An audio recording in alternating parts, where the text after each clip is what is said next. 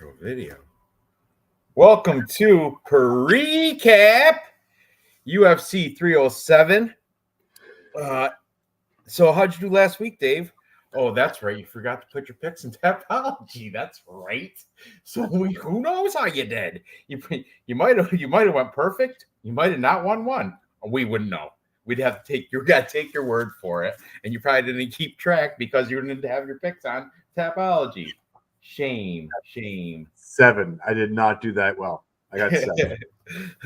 I went 10-4. 10-4. Not bad.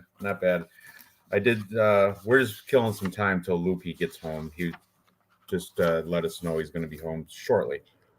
Yeah, we did that. Chris Duncan. That was a great opener. You called that one? Your dog get the sub round one, and the next fight split decision. Jacqueline Cavalcanti. So I started off real good, but then Victor Altamirano. That's where I've lost my first one. Lost Daniel Barras. Then after that, though, Aileen Perez, cash it, sub round one. Taylor Lapilus, he was minus 400 anyway, so everybody knew he was going to win. Same with Ludovic Klein, and that was kind of Roosevelt Roberts. He impressed. He did a lot better than I expected. Then after that, Omar Sy took out my guy Da Woon Jung. Jan Kutalaba, that one, I'm glad I picked the right side, but really, that could have went either way. Ivan Urslan, I was nervous. That's a split decision. Then Matt Frivola, even though he was a new dad, I thought he had that going for him. Man, what a knockout from Fraciam. Like, pop, gone. That was a great knockout. Fraciam looked great. Then Morgan Charrier, he got his TKO round 2 over Gabriel Miranda. I picked that one, but he's once again minus 600. He was, so that's who didn't pick him, right?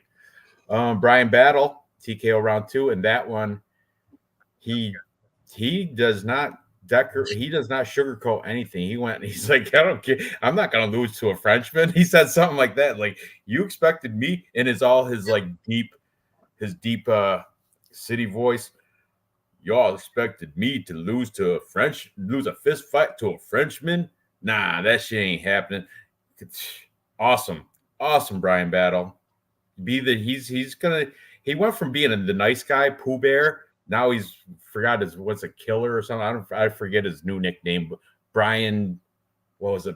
I don't know. It's something awesome. And anyway, but now he's the bad boy, and he don't care. He is the bad boy. He likes it. That's his image. William Gomis upset Joe Anderson Brito, which I think that was kind of a robbery, but I'm biased because I was on the favorite Joe Anderson Brito, and he was one of our 3-leg picks, our 3-leg parlay picks as well. He messed that up for us. Then I had Brandon Allen, Nasruddin Imavov. Okay, give props to that. And finally, I picked Renato Moicano. You and Lou both picked Benoit Saint Denis. I was telling you, Money Moicano. You cannot bet against Money Moicano. Anyway, French robbery. All right, let me catch the chat real quick, and then we'll start this. And Lou's gonna have to just catch up. Hey, Crystal, glad to see you. Noah, you too. Nick, you too. And yeah, that Brito, it was a robbery. That was a big robbery. Moicano can't afford to lose, motherfuckers. Yeah, awesome. Real news, good to see you. Yeah, he learned. Real news learned. If you don't catch it on Friday night, you might not catch it at all because we might get copyright infringed. Learn that lesson. He's like, I gotta stop watching replay because sometimes they don't come out. That's right. So sometimes they don't.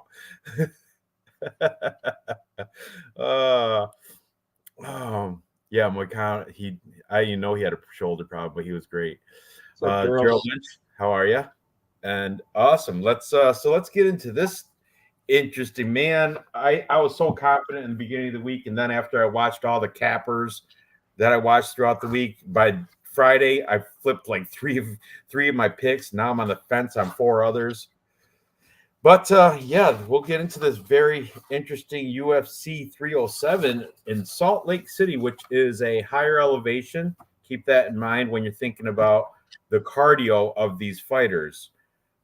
And some of them, even though we'll get there, but some of them already train in elevation, but doesn't matter. They're still cardio. We'll get there. So the first fight, the curtain jerker. Oh, perfect timing. Perfect time. I was like, we're not waiting for him any longer. We're going to get into it. So, and we covered last week's quick. How'd you do last week? That's right. Real Fight Picks got first place in Tapology. Tied for first last week. Okay, I gotta bring it up. Huh? Okay, let's celebrate this right here. Player for life. Player for life, tied with some other schmuck that got for. I call him schmuck because I'm jealous. I don't even know that guy. He's not on the show. But Ilzy. Yeah, whatever. Ilzy. But the real Fight Picks. What's your player for life? Player for life, and he says he's going to do a back-to-back like Dave did before. Didn't you do a back-to-back? I did. You did, and that's Real Fight Picks is confident he's going to do it this week, a back-to-back. Crystal, well done last week as well. Crystal came in 11th. Fucking 9 out of 14. Well done. Kairos, who else is in the chat here? Do I want to go down lower? Ranj, well done. 10 for 14. Yeah. Dirty Reg, you're in here. Well done with 9. You beat me. Johnny K. Picks with 8. He beat me too. Ice Viking. Don't worry. Oh, there's our Dirty Reg right there. I know that guy. You did good. Dude, you got 8 for 14. Are you making? Oh, you're pouring wine? Pouring wine with a joint hanging out of your mouth? Hope you told your daughter you got to take your medicine. All right. We're not going to go through any more of the. Yeah, we don't have to go through the list. No, real news. Real news and I tied last week, by the way. Huh? What's that? Real news and I tied, but I mean, at least I beat MMA Jesus. We wouldn't know. You could be lying. We wouldn't know because you didn't put your freaking picks in Tapology. You wouldn't know. Yeah, you're right. You wouldn't know. Only thing, shame. You didn't. You're being humble.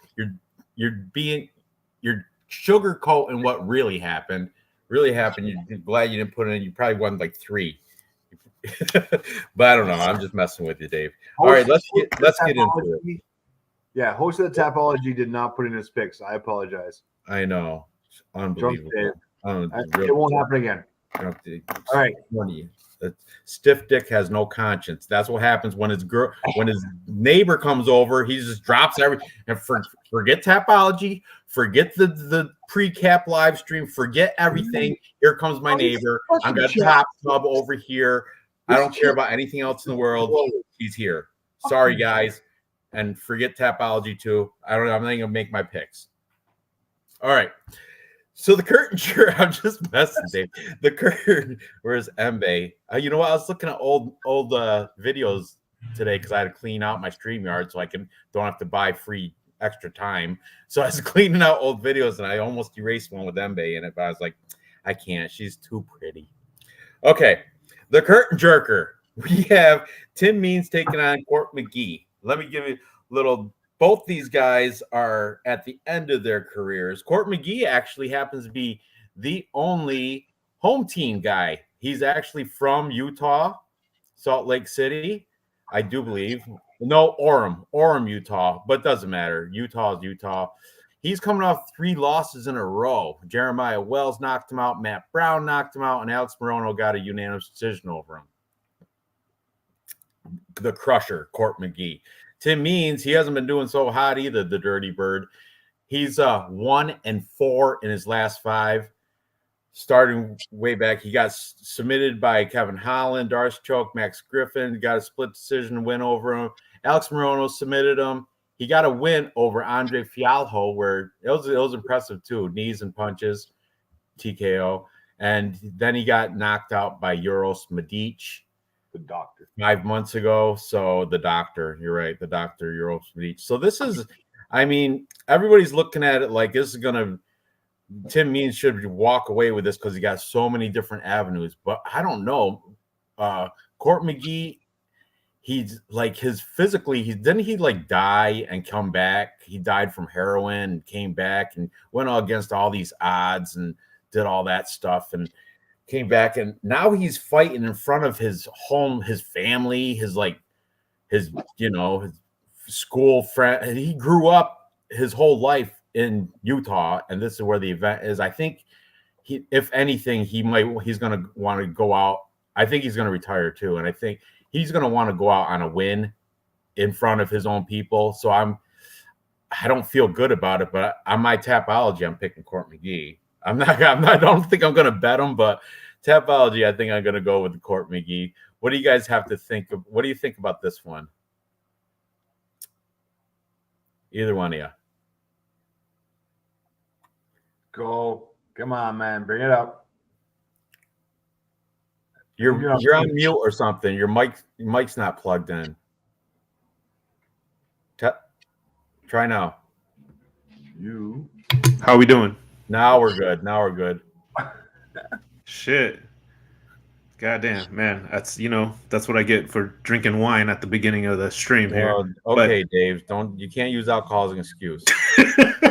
This is a fight that who the fuck's looking forward to this shit? I mean, goddamn, bro. You know what? Credit to the UFC though, because like this is what they should have did for Tony Ferguson, and I don't know how they do this, how they pick they're gonna make a clown out of, but this is an even fight. It should be 50-50, right? So one dog. Dave, what do you got? I'm gonna take Taylor Harrison coming up. Come on, Dave. I thought you were on top of it. That's not Tim Means. Nope. This fight, man, Tim Means, it's a striker versus grappler, but Tim Means is very involved in wrestling. I looked at his Instagram. I think he has his son. He's like a coach, which isn't very – it looks like he's more involved in that than even training for this fight. And if I'm going off of physique and how they looked in the weigh-ins, which plays very heavy for me, making a prediction for this fight, Court McGee looked like the better, more fit fighter. Tim Means always looks how he looks, though. So, you may not want to put too much stock into that. But he is the hometown guy. It is at elevation. Court McGee has a history of training. I don't know if he's still training at Team Elevation, but I imagine he's probably going to have the better cardio. I do feel like this is going to go 3 rounds. I know Tim Means has that knockout power, and would I be surprised if Tim Means got a first-round KO? Probably not too much. But if this fight doesn't go, but if this fight does go past the first round, you have to side with McGee. I think this style and this fighter is tailored more for McGee. I could look wrong in this fight. I'm not very excited about this fight. I'm not betting on this fight. I would totally pass on this fight if I could, but for the sake of the show, I'm picking Court McGee, and in Tapology, I'm going to pick Court McGee as well by decision. So I'm going to go with Court McGee, the druggie. Oh, sorry, that was hard work. Hang on, let's just run through this. Let me get your Ranj. What do you think? Am I sharing the right screen? You are on the ceremonial face-offs. There's Tim McGee. He's a big, tall drink of water, isn't he? He is. He has got him by like at least. He does. He's got inches on him. He definitely has inches. The dirty bird. He's in shape though. Look at Court. Court's in shape. Yeah, he is. He is. I think he's one of those fighters that doesn't. Peeked at his Instagram to see if he's still where he's training. He has a picture of like a week ago, and he's got like him and 4 dudes I've never heard of. So I don't really know if he's not at elevation. He might be at the pit elevated or something. That's what Tapology says.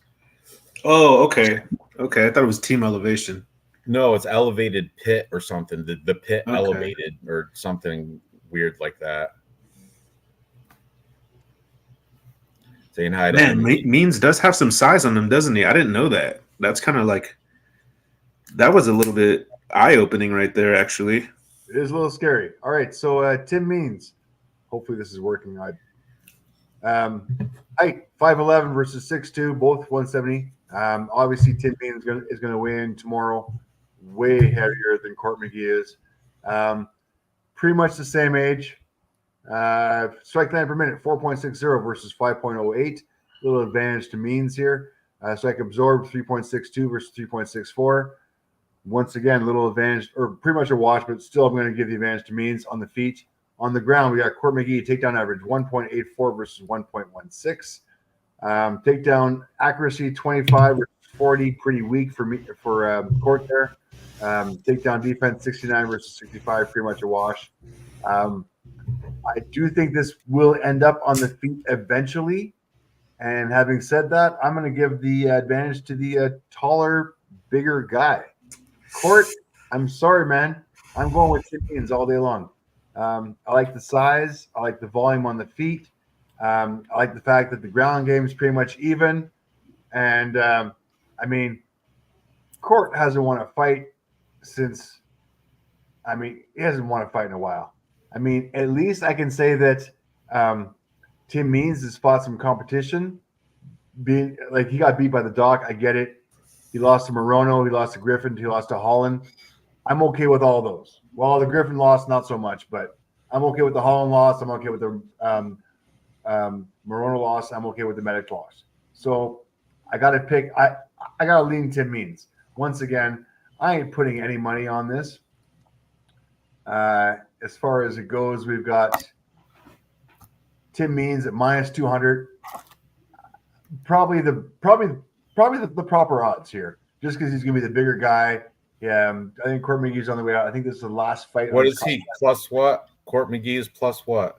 Plus 170. Okay. Fight to go the distance. I believe it will go the distance. Bookies agree with me.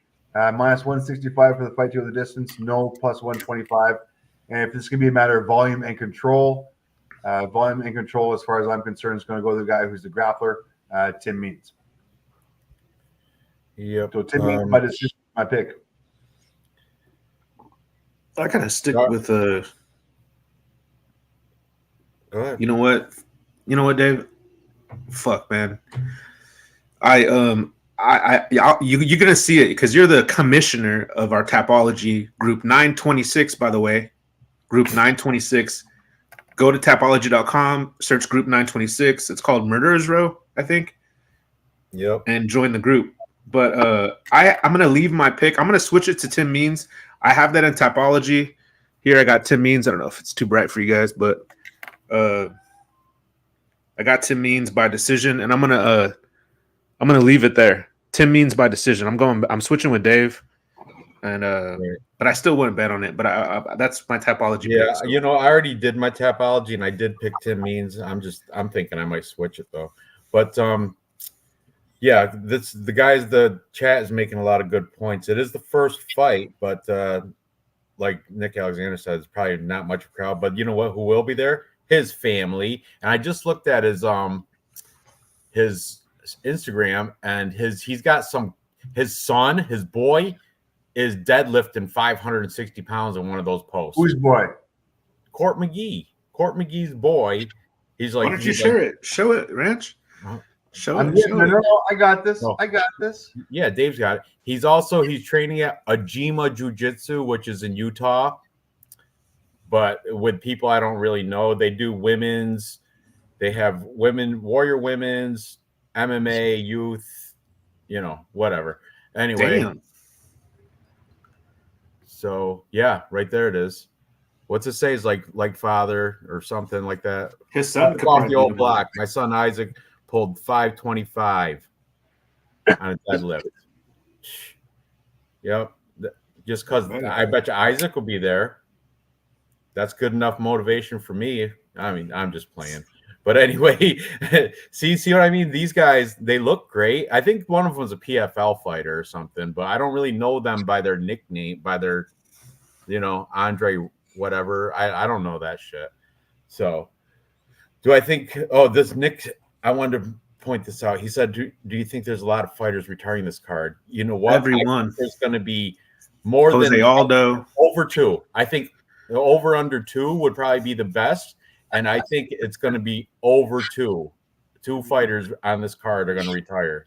At least, I think over 2. 2 and over. Carlos Esparza is going to retire.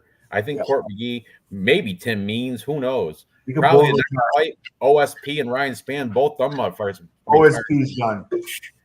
You know, Aldo, he should retire. Alexander Hernandez retire. A Aldo lot of done. these guys should retire. I don't know if they're gonna, but a lot of them should. But anyway, we'll get into that as we do. Let's move on to the next fight. There might be 4. This could be the retirement card. This really This is could. the retirement card. Retirement pay-per-view. They're trying to sell this because this might be the last time you guys see these fights live and by these certain people. Speaking of that, let's talk about the next fight between OSP, Ovince St. Preux, and Ryan Spann. Can one of you guys introduce this? I have to go get a beer. I'm switching off my coffee. I'm going to talk fast. Yeah, sure. No problem. No. Don't introduce that fight. Introduce this fight. This is the fight to introduce. Is that next? Okay. Is that the next fight? Yeah. Yeah. Is it? Yeah, I got an old printout from Tapology. Okay, so yeah, do that one. Carla Esparza, you already know she's going to retire. Tisha Pennington, her wife's on the card, or her husband, whatever you want to call her. Her partner's on the card. So, the team Pennington. Well, go ahead. I don't want to intrude. I'll be right back. All right, we got the Cookie Monster, Carla Esparza, taking on the Tiny Tornado, Tisha Pennington. And this is going to be a strawweight fight. Carla Esparza is 36 years old. She's about to be 37 next month. And she is 5'1". She has a reach of 63 inches. With Tisha Pennington, she is almost as old as Carla Esparza. She's a little younger at 35 years old. She is 5'1", 61 inches of reach. You know, I really like this fight for Carla Esparza. You know, she always is fighting like somebody bigger than her. And she's got a nice amount of names of wins, nice names on her resume. And, she lost to Weili Zhang. Look at that. She beat Rose Namajunas in one of the greatest barn burners in UFC history. A lot of back and forth in that fight. It was amazing. And then she beat Zhao Nan, who also, I believe, fought for the belt, right? Or, she's fighting some good competitors herself. And that was a great win. Tisha Pennington, I mean, sure, she has a couple good wins, but geez Louise, if this was the dog to pick. I mean, last week I was on Duncan, and honestly, like, I want to say this is a confident pick, Tisha Pennington, who she beat? She beat Angela Hill. Is that right? She beat Angela Hill, I think. And that's a good win. I mean, you could say that's aging pretty good. She beat Sam Hughes, who's tough. But I think people are so eager and too quick to count Carla out. I mean, Carla does have the style that could win a decision. And if there's ever a fight to bet plus money here, I mean, I was really high on Cavalcanti last week. And, she proved me right. She did really good. And, I'm more confident on Cavalcanti than I am on Carla here, but I don't see how you can be high on Tisha Pennington. I don't see it. I mean, I feel like it's a little bit she's connected to Raquel Pennington, and maybe they're assuming because she trains with her probably that she might have some kind of edge. But by the vagina, they have a kid together, connected by just they live together. They're more connected than. Oh, no. Here's what it is. Here's the sexist thing that it is. These motherfuckers. It's because Esparza did what God put her on here on earth to do and had a baby, and everybody is holding it against her. Whoa. Oh, I'm sorry. I didn't mean to say God. I apologize to the atheists. I apologize to if anybody's the atheist in the chat. That was the wine talking. Are you getting woke? Is that wine? Is that wine waking you up? Making you woke? That was wine. It was the Cabernet. Just drop the political talk. Hey, I got Carla Esparza, bro. All right, I got Carla Esparza. I gotcha. I would probably put a little money on her. I believe in Carla. Carla, I believe in you. Going with Carla, the Cookie Monster. How old is she? 36. 36. And how old is Tisha? Tisha's kind of getting up there, right? as Yeah, well. she's 35. Yeah. Okay. So they're both up there. Yeah. I mean, I'm not confident with Tisha Pennington, but yeah, I might flip too. This might be a dog or pass spot for me as well. Dave, what are you thinking? I'm fucking going for Carla Esperanza. I mean, I realize. Okay, let's go to the chat real quick. Carla Esparza. at dog money is the side. Should be a pick 'em on so many questions on the board. Noah Allen, I agree with you. Dirty Reg, I'm over Carla here. Tisha's just small. Yeah, I got you. Carla retirement. I mean, the one thing I don't like. The fuck was that? Like a tornado. That was my bag. Oh. Was that Tisha Tiny Tornado Pennington? I get it, but I mean, okay, so Carla, the only thing I don't like is that her last fight was 2 years ago. Which kind of sucks. I mean, yes, she lost to Weili Zhang, but we all know kids involved, yada, yada, yada. She's had that time now. She's had 2 years to recover. I do think this is her retirement fight. I do think she wants to go out on a win. She's not going out to cash out. You need to. This is something that she's actually going to do for herself. Tisha Pennington, I do believe, I mean, Tabriz Risi just split decision loss. I don't think that was split, by the way. Mackenzie Dern, split decision loss. I don't think that was split. I mean, that was 2.5 years ago. So she's had one fight in, I mean, God damn it, both these fighters suck. Carla Esparza was a champion. Esperanza by retirement decision. Carla Esperanza by retirement decision. Judges are gave it to her. This is her last fight. She's done. And if not, fight up. But yeah, I'm going with the dog. Dog or pass. Girl fight. Second fight on the card. Again, Dave? Carla by KO, baby. Don't Carla, what's your last name? Esperanzo?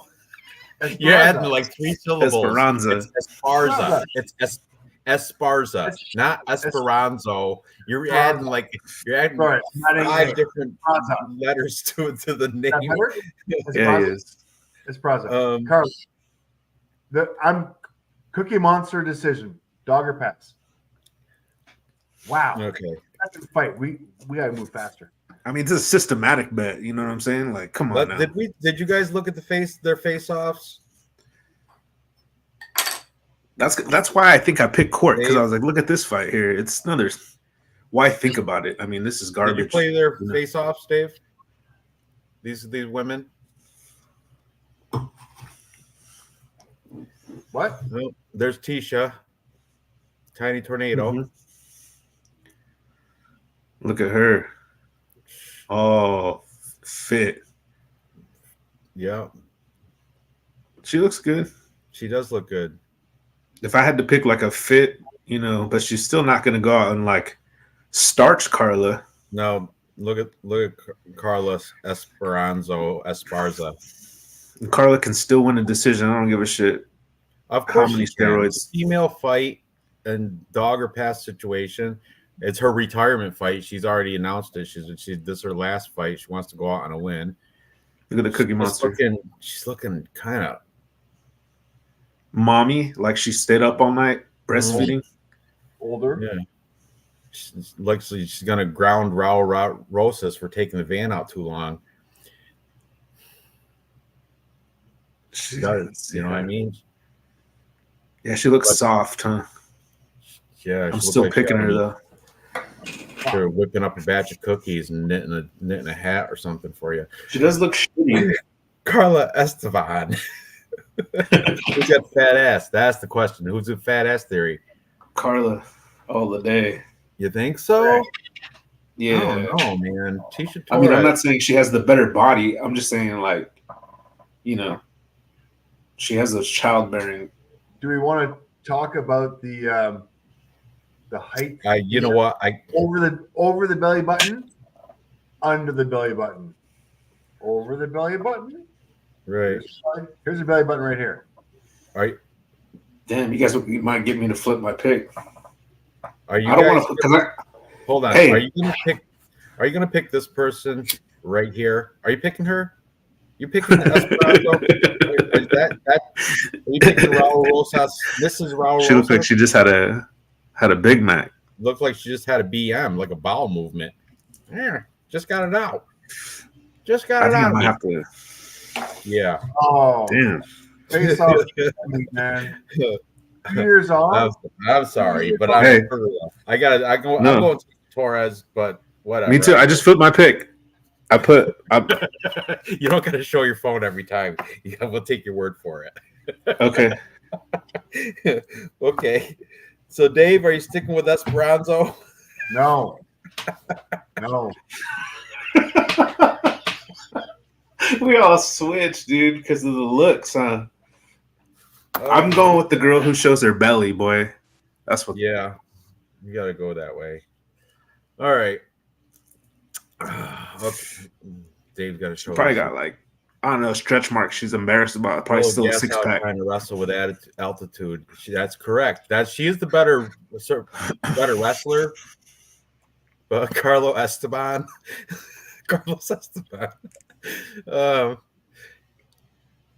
She may be on EPO, by the way. There, I guess.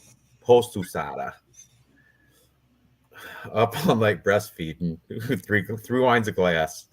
3 glasses of wine, I mean. There Man, we go. That's Cheers, man. She isn't breastfeeding, probably. It's been a year. Not everyone does it for that long. over they go until right to 3 years old. Shit. I've seen some strange things. Strange things. Loopy wishes he gets breastfeed right now. All right. Next Just fight.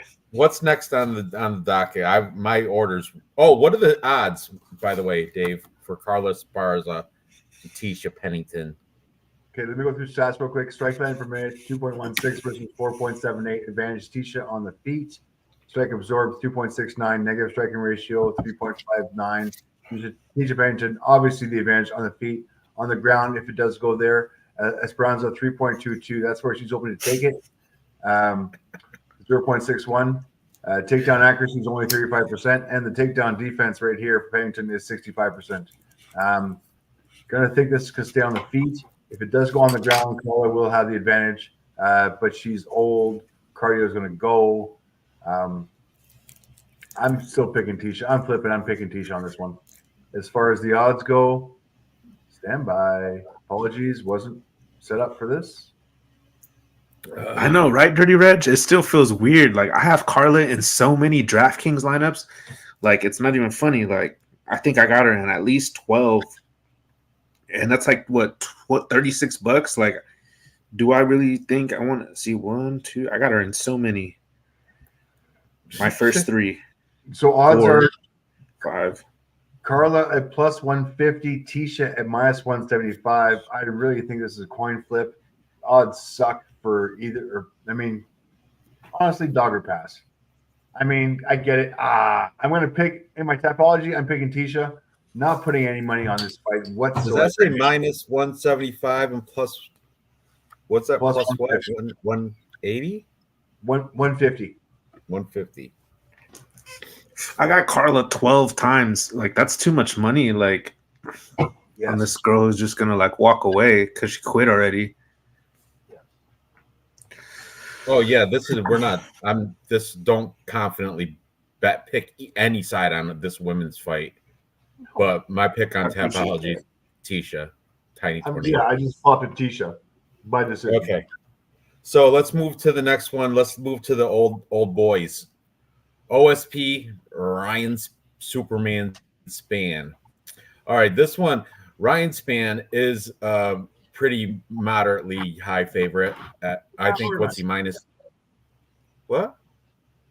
2 something. I'm sure. What? Minus 250 probably. Yeah, I think he's around 250 minus 250, and which is crazy because he's coming off 3 back-to-back losses.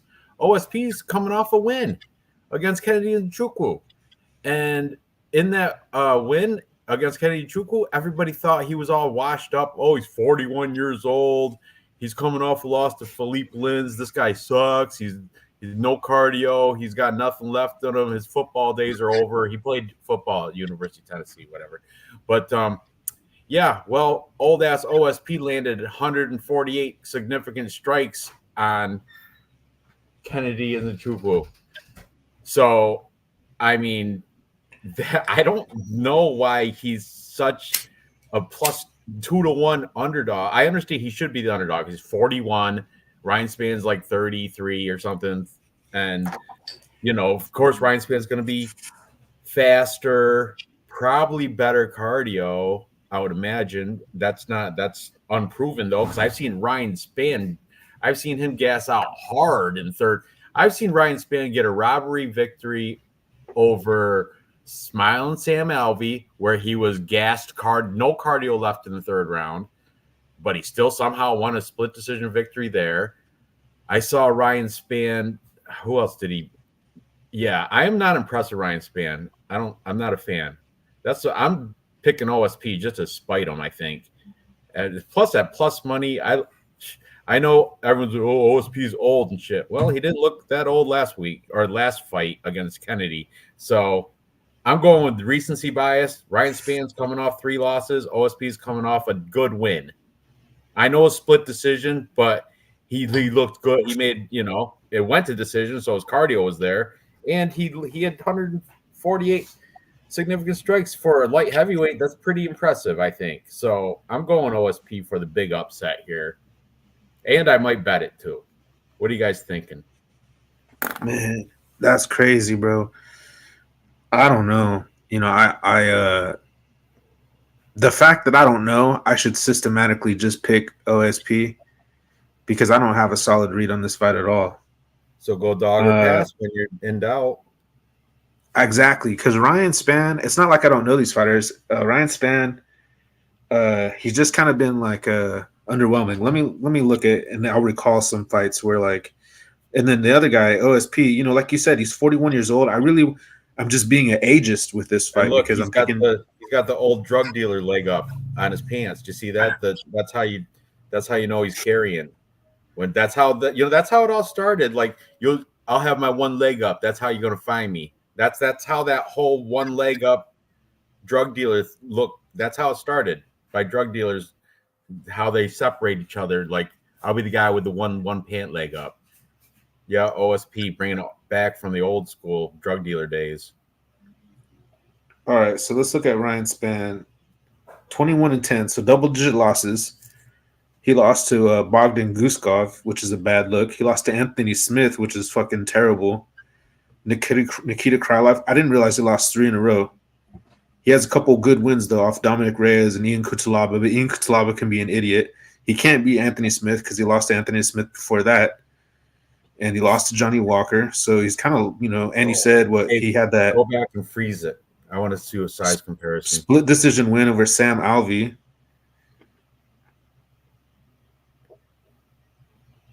Oh, man. Yeah, that's funny. You know what? Robbery. That was a robbery win for Span.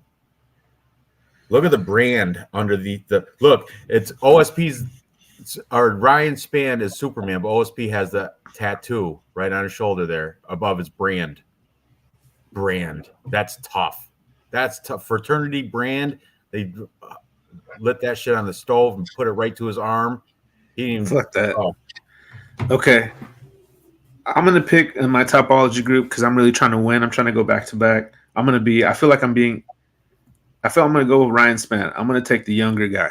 I'm just going to take the younger guy. I hope he gets Von Flu choked from OSP choked. Nah. St. Preux choked. I hope he gets St. Preux choked. I'm going to go with the younger guy who's been finished just a little less. Let's see. Span trains out of Fortis, which is in Texas. And according to Tapology, OSP trains at Knoxville Martial Arts, which obviously in Tennessee, but I don't know. I didn't check their Instagrams or anything, so I don't know if that's on point. But yeah, neither one of them train in elevation. And I've seen Span fade a lot. I'm going to pick Span by sub in Tapology. It's just this is just a guess. I don't think I would come near this fight. He's minus 250 by sub in Tapology. Span by sub. Dave, this is no confidence. Good chat. Noah Allen, Dirty Reg. I got your back. OSP. I'm picking my brethren right here. I realize he's coming off a win. All right, come on now. He's coming off a win. As opposed to 3 losses from Guskov, who sucks crap. Anthony Smith, that's embarrassing. And before that, Krylov, that's embarrassing as well. His last win was Dominic Reyes by lucky jab 2 years ago. No, not doing it. I'm picking my old man, 41 years old versus 33 years old, 6'3" versus 6'5". I like the fact that he's got the reach advantage, not by much, but he's got a reach advantage. Fuck you, Tapology Group, for picking St. Preux at 20% and Span by 80%. Sheep. The fucking sheep. Yeah. The sheep are going for Span by knockout. Not going to happen. All right. Honestly, if I'm in doubt, I'm just going to go Tapology on this card because this card pisses me off. It's really difficult. Like, I don't have any, I wish I just had that feeling. You know that feeling. I know we all know that feeling of, like, confidence.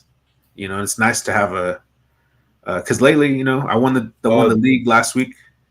I went 5 for 5 on a contender series, and all my reads were like so spot on. But on this fight, I can't get one, and it's a little bit frustrating. Old man parlay is definitely being made, Noah. That is definitely being made at the end of the night because I already have it. 100%. 100% old man parlay is over. Definitely, that's going to be made tonight. This career started in 2008. 2008 is when he started his career. Yeah. Old He's man been fighting longer than some of these people in the chat have been alive. No, I don't know about that, but maybe it's possible. Honestly, let's go over the stats real quick. 6'5", 6'3", not much of a difference. The reach is going to be the same. The age, yes, OSP, much older guy. Strike length per minute, 3.25 versus 3.03. Strike absorbed, 3.89 versus 3.32. So I've got more of a negative striking ratio for Ryan Span than I do for OSP, by the way.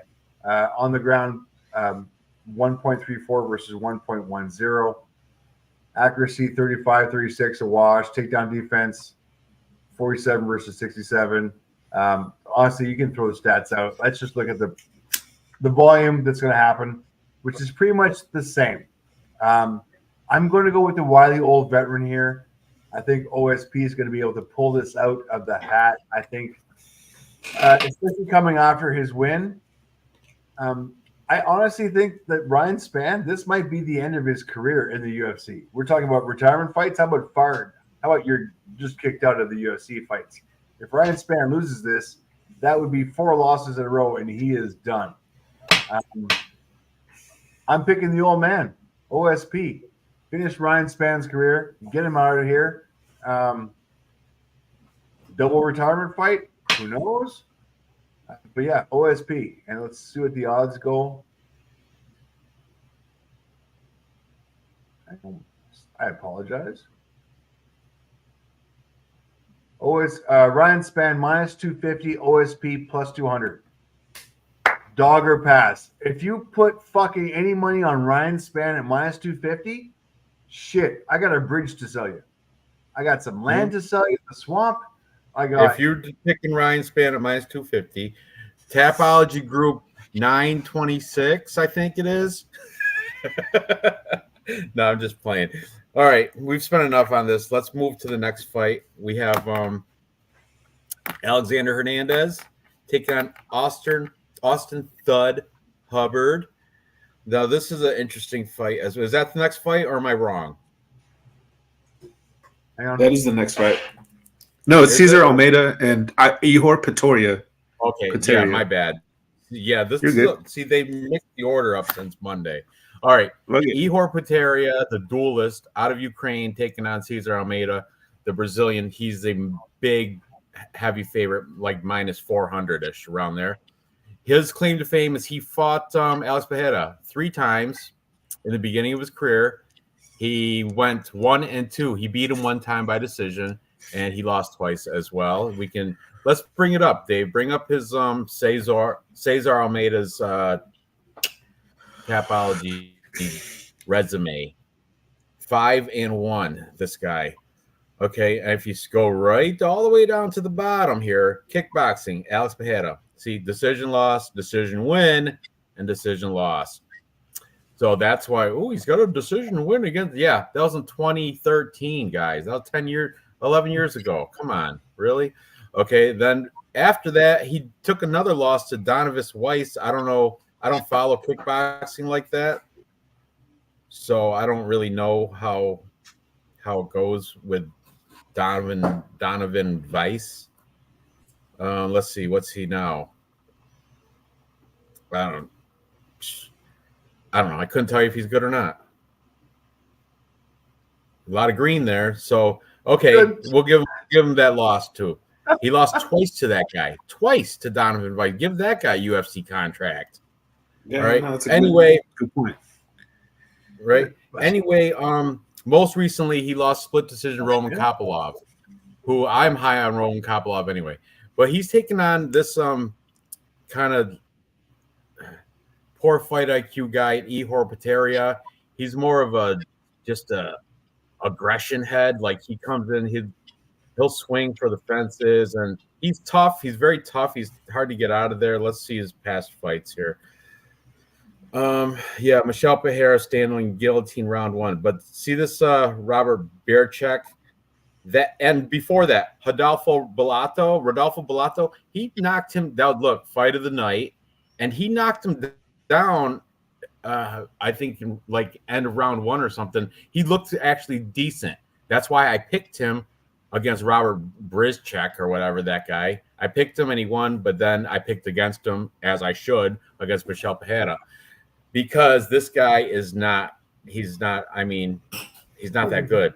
I don't want to be mean to him or anything, but he's just, he's kind of crappy. Cesar Almeida should be able to walk through this guy, but Ihor, if he does come in with a smart game plan, it would be to wrestle, because Cesar Almeida is a kickboxer that probably has crappy takedown defense, but this guy Ihor has never attempted a takedown. He's not a wrestler. He's going to stay standing with this kickboxing guy, and the kickboxing guy is going to kick his head off and knock him out probably round 1, maybe round 2. Round 1 or round 2, Cesar Almeida. That's all I have to say about this fight. What are you guys thinking? All right, let me jump in on stats real quick, because you've been spelling out some fucking takedown, fucking knockout. Okay, let me just go ahead. Cesar, striking time per minute 4.25 versus Ihor's 5.13. Striking accuracy 61 versus 50. This is where you get a little bit shocked here. Cesar 1.88 strike absorbed. Fucking Ihor, really? 5.04, almost like even striking ratio. You have no defense whatsoever. Ihor, put your hands up. Fucking Ortega here. Takedown average 0-0. Takedown accuracy 0-0. Takedown defense 56-57. So by just looks of this, looks like it's going to be on the feet. And if it's on the feet, that scares the fuck out of me. Like strike absorbed 5.04. Cesar all day long. The volume, everything. Yep. Even though he is 36, Cesar Almeida, compared to the 28 of Ihor. Yeah, 36, Crystal. But yeah, you're right. He is ineligible for the old man. I wouldn't put him. Look, he's got the tattoo on the wrong side. His back is bare. Instead, he has Jesus on the cross on his. Look at his back. There's a clean slate back there. No, just put it on my front. I want to see in the mirror. He wants to see it in the mirror. That's why he can't see the back. He wants to see his Moron. shit. What an idiot. Cesar Almeida. He looks old too. Looking old.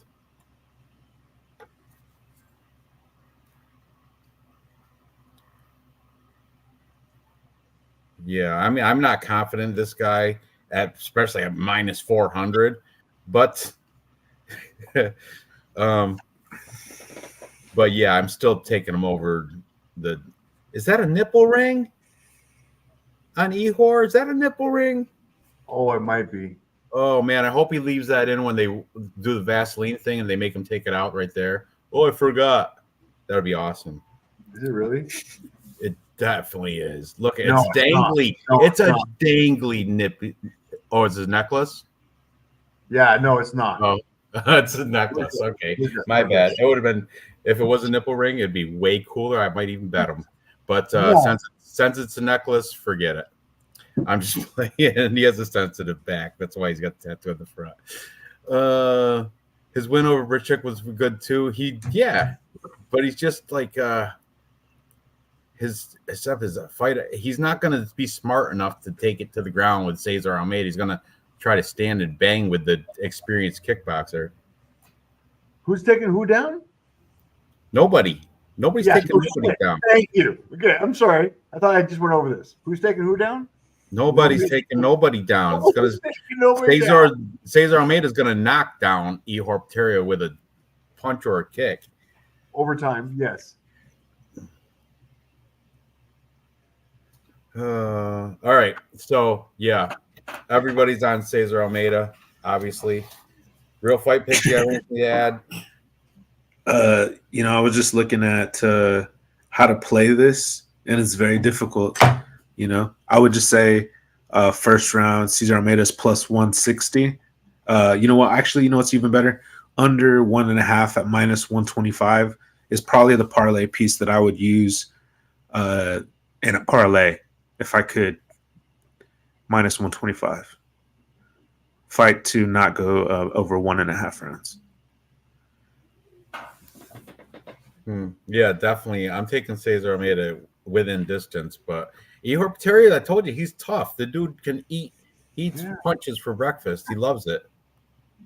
He does. He gets like power. He gets like powered up when he gets hit in the face. You know what I mean? He gets like, oh, come on.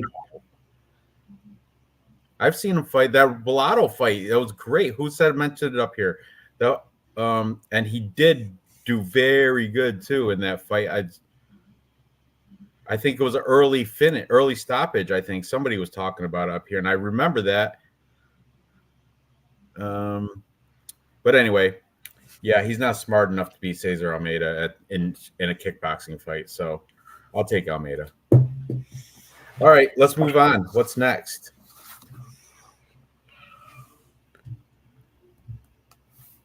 Oh shit! Wrong one. Get back to it. Apologies.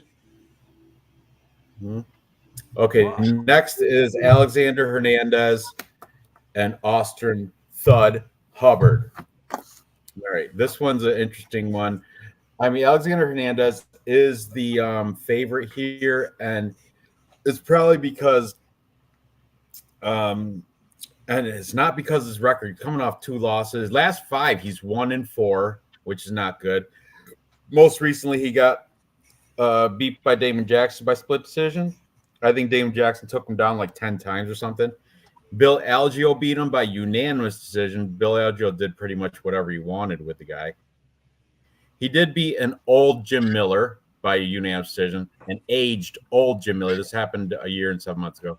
Before that, he got knocked out by Billy Q and Renato Moicano. Money Moicano submitted him rear naked choke.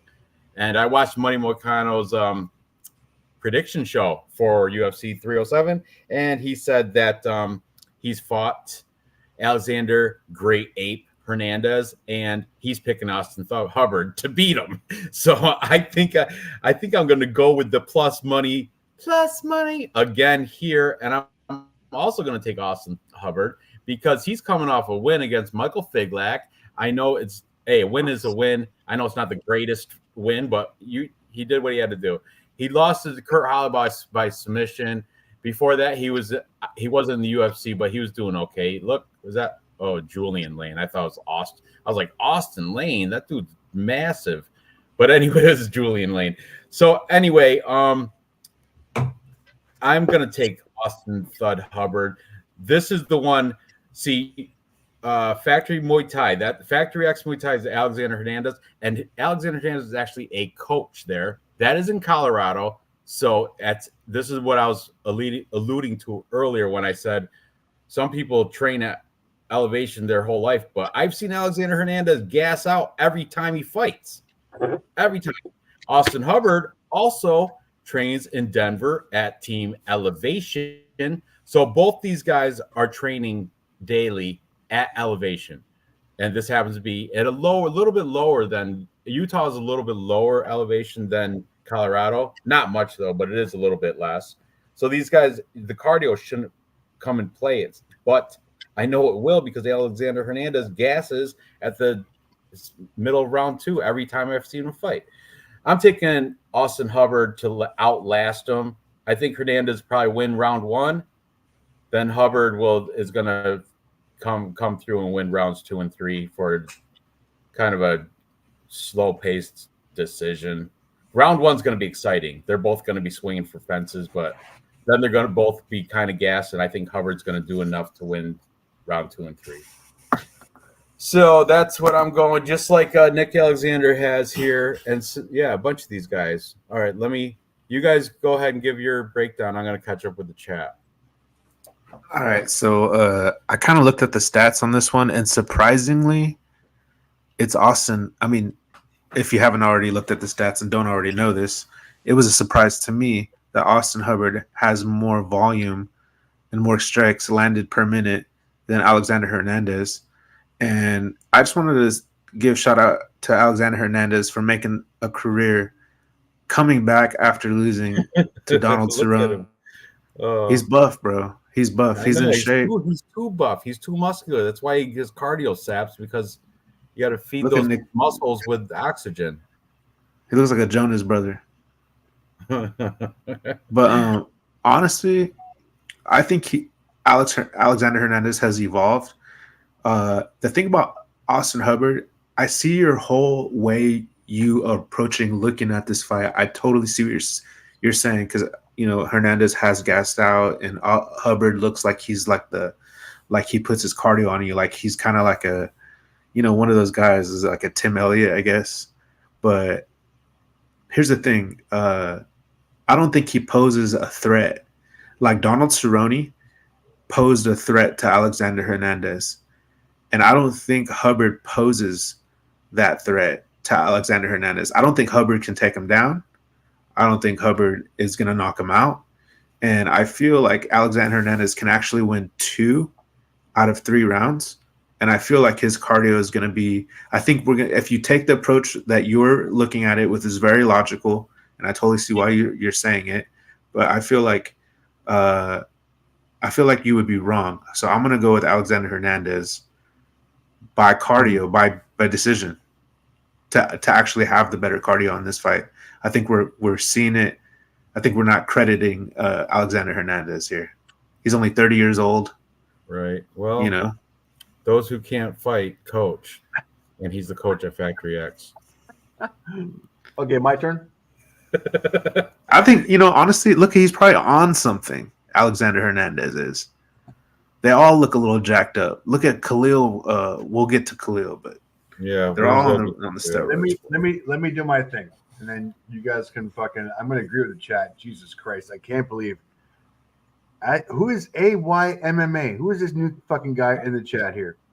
Yeah, don't curse him. I like. You welcome him, Dave. Welcome. Yeah, AMMA. Welcome to the show, AMMA. Don't mind BC Dave. He's got some bunny pilsners in her, and he's starting. I'm gonna agree with them. Give me a second. I'm gonna agree with them. Austin Hubbard, strike 9 per minute, 4.11 versus 4.33. That's pretty much a wash. Austin Hubbard, strike absorbed, 3.74 versus 4.66. Positive striking ratio, negative striking ratio. Alex Hernandez got some problems here. On the ground, 1.75 versus 1.06. I'm still picking Austin Hubbard on the ground here. Takedown accuracy 50 versus 31%. Alex Hernandez is lacking everywhere. Takedown defense 65 versus 59. Bro, I don't know what the hell you guys are saying. Regardless, Dick. Austin Hubbard on the stats all day long. If you want, oh, you guys are. I mean, Those stats don't mean anything, though, Dave. I'm telling you, not on this fight. We'll see, though. We'll see. Really? I mean, Austin Hubbard, he's just awful, dude. Dude, it's that close. Plus 130 to We're minus even on t-shirts, real fight picks. I'll t-shirt bet you this. We're even. You won last week and you won your t-shirt back. We're even. We don't owe it either. I forgot. I'll remember which fight that is, but I'll tell you, it's right here. You beat me on It's the a layup. Oh, you picked Nasruddin Imavov and I picked Brandon Allen. You won. Wait. How did we do? The first one was Matt Frivola. You won that because you picked Frosian. Okay. The second one, I got Brian Battle, and you picked Kevin Frenchman Doucette. So it was a wash. It was a wash. It was separate. It's a wash. All right, you're on, Ranj. I'll take that bet. And Awesome. and if I lose, I have I'm gonna buy you an expensive T-shirt. I have one in mind. Well, I hope so, Loopy, because I always buy you the best top of the line. Yeah. Okay. Let's see. The most important stats here is Hubbard dick gets hard and Hernandez doesn't. At 155, it does. I heard. I'm just learning this now. Crystal knows. He's on his OnlyFans. Most YouTube views for Octagon interviews. Modeling for Prada. Seen that. Who is Hernandez? He is a handsome. Hubbard, maybe. He doesn't even need his. He doesn't even need his fighting. He doesn't even need to win. He's got another career. I'm more attracted to Hubbard. What's up? Thoughts of Carlos? Hubbard's more my video from Diddy Party. What? I need to see that. Carlos Esperanza. Carlos Esperanza.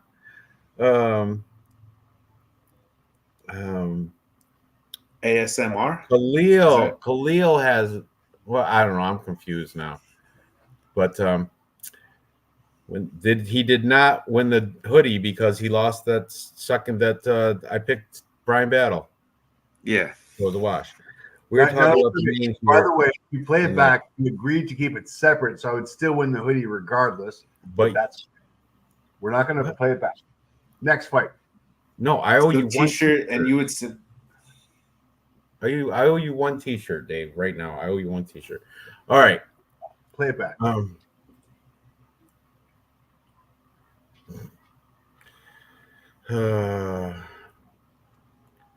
Okay. Anyway, what's next? So, Dave, what did you end up settling on? Hubbard with me? I'm going on Hubbard. Yeah. Okay. And what's the plus money on him? Oh, Jesus. Hang on. Real quick. Hubbard.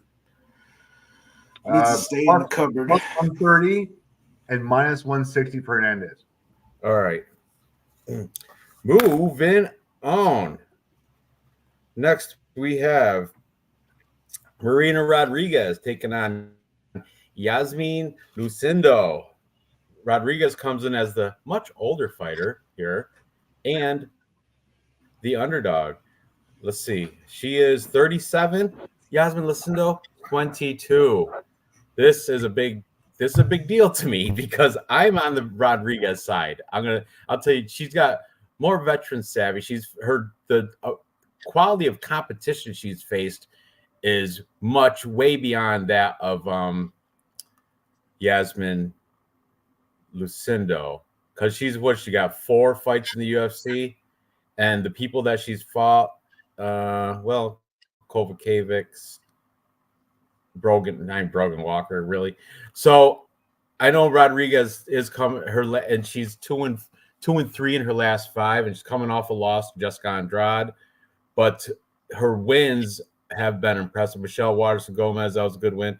What I liked is that win she had, it was a while ago against Mackenzie Dern, where, she managed to prevent Mackenzie Dern, stuff all her submission attempts, and catch that. When was that, Mackenzie Dern? 2021. It was a while ago, but I think Marina Rodriguez still has dinner. I think she's still competition quality. I think she's still contender quality. I like her. She has a great stand up. She's a 37-year-old downhill skateboarder. She can defend takedowns, defend submissions, even though she's not that's not her game plan, but she can do that. And has she even got submitted ever? No. She's only lost by decision, and she did get knocked out once by Amanda Lemos. But I think I'm going to lean with the experience and the veteran savvy and the stand-up of Rodriguez. Once you see the face-offs, I'm sure Rodriguez will be the longer, stretchier fighter. Yasmin Lucindo, 16-5, 22. That's what's going for her. That's a good thing for her. And she's coming off a win against Carolina Kovacevic, but that Kovacevic was an old-ass fighter too. Polyana Viana, Brogan Walker. See, her UFC fights haven't been that great. She lost to Yasmin Uruguay. And before that, she was going against Cans. So I'm taking the underdog here, Marina Rodriguez. What do you guys got to say on this? All right, I'm going to jump in. I apologize. I was kind of in the chat with ASM. ASM, I'm going to beat the crap out of you when I see you next time. I'm going to whip you like a poor little bitch that you are. Anyways, I'm going to agree with you. I'm going with you. I'm going with the veteran. Marina Rodriguez, let's go over some stats real quick. Let me pull this. Where are we, Marina? Help me out. All right. Marina Rodriguez, the taller individual, reach is pretty much the same. Way more experience. Strike line per minute, 4.82 versus 3.95. Strike resort, 3.12 versus 3.12. I get it. What does scare me, though, is that the ground game, Yasmin does have the ground advantage, 2.23 versus 0.23. Takedown accuracy, 42 versus 53. And the takedown defense, obviously an advantage for Yasmin as well. All right, fuck it, I'm flipping. Never mind. I can't pick her. I gotta go with the dog here. Let's have a look at the face-offs real quick.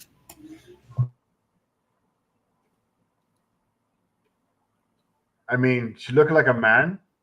She looked strong. She looked good.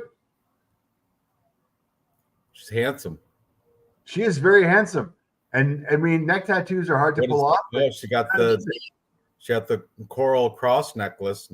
I get it. She pulls off the fucking neck tattoos. I'm a little bit afraid of her. I would not want to fucking fight this bitch in the back out in a dark alley. Ranj is a coward for not reading out my comments. Tell him to do better, BC Dave. Oh, ASM, shut the fuck up. I don't need your fucking comments, Right. ASM. Talk about attention horse. Jesus, this guy's just in a chat with, there's like 15 people in this room. Me. It's all on me. Fuck that fat Chinese guy. ASM's on fucking Adderall. That's all Korean. good. We still love our fans. I love ASM. Come on, man. Pop another pill. Let's go. All right, here we go. That's my face-off. Jesus Christ. See, I told you she's going to be the longer, lengthier woman. Does Yasmin Lucindo have her hands in her pockets? Hands in my pants. My hands in my pants. Walk around with my hands in my pants. Yeah, Rodriguez. I'm more confident after seeing the face-offs. And she's plus money, right? She is money. What is she? Plus what? 160, I think. 155, something like that. Really close. Good grief. Right, you know what? 162? Does that say 162 and plus 162 and minus 180? Yeah. Good enough for me. So Lou, who you picking? Dude, I think this fight, for some reason, is set up for Lucinda to win. I mean, she's the favorite for a reason, and that reason is if She's 22. Rodriguez gets taken down, she'll be taken down for like 7 minutes, 6 minutes, 5 minutes. And I did see a size difference, but that's not enough to like stop Lucinda from implementing her game. She's a younger fighter as well. Rodriguez is 36 years old. Not that that's old for women's MMA, but I'm going to side with the wrestler here. That's why. If she can't get the fight down, I personally know as if let's say I bet on Lucindo, I would know, you're going to know right away, like in the first 15 seconds, like if you've won that bet or not. Because if she's going to obviously try to take her down to the ground, it's obvious her path to victory is to get her down to the ground. I'm thinking that's what happens. That's why I'm picking her. I want to pick Rodriguez because it's an opportunity to pick plus money, but I just don't trust that she's going to be able to keep the fight standing. I don't trust that she can do that. Okay. Dave, what was her takedown defense? Did you just read it? No, I mean, he makes good points. I mean, Yasmin has a 2.23 takedown average, and Marina's got a 65% takedown defense. That's not bad. That's over 50. That's better. It's not bad, but it's against shit, by the way. Mackenzie Dern, she's not shit. She's not a takedown girl, but it was a long time ago, dude. 3 years ago is not that long. Long time ago. I gotcha.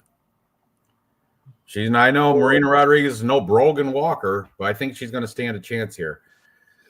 Who do you like? Huh? Do you like the taller? Yeah, I already told you. I'm taking Marina. We already made our picks. Ready to move on? First, you got to read this out loud, Dave, because he loves you. Did he work with you when you worked at that gay bar where you had to clean up the calm after work and after hours and stuff? Did he work there with you? Is that how you know him? Yeah, but he swallowed, so it was okay. Ugh. Everything was fine. Ugh. Baby oil. Nothing wrong with that.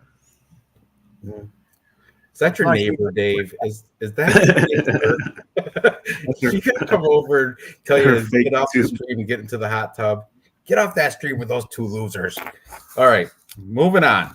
I told you. No. I know. You already told me. I don't. Moving on. I joke. I joke a lot. I'm not serious at all with any of this, except for my picks. I'm serious with that.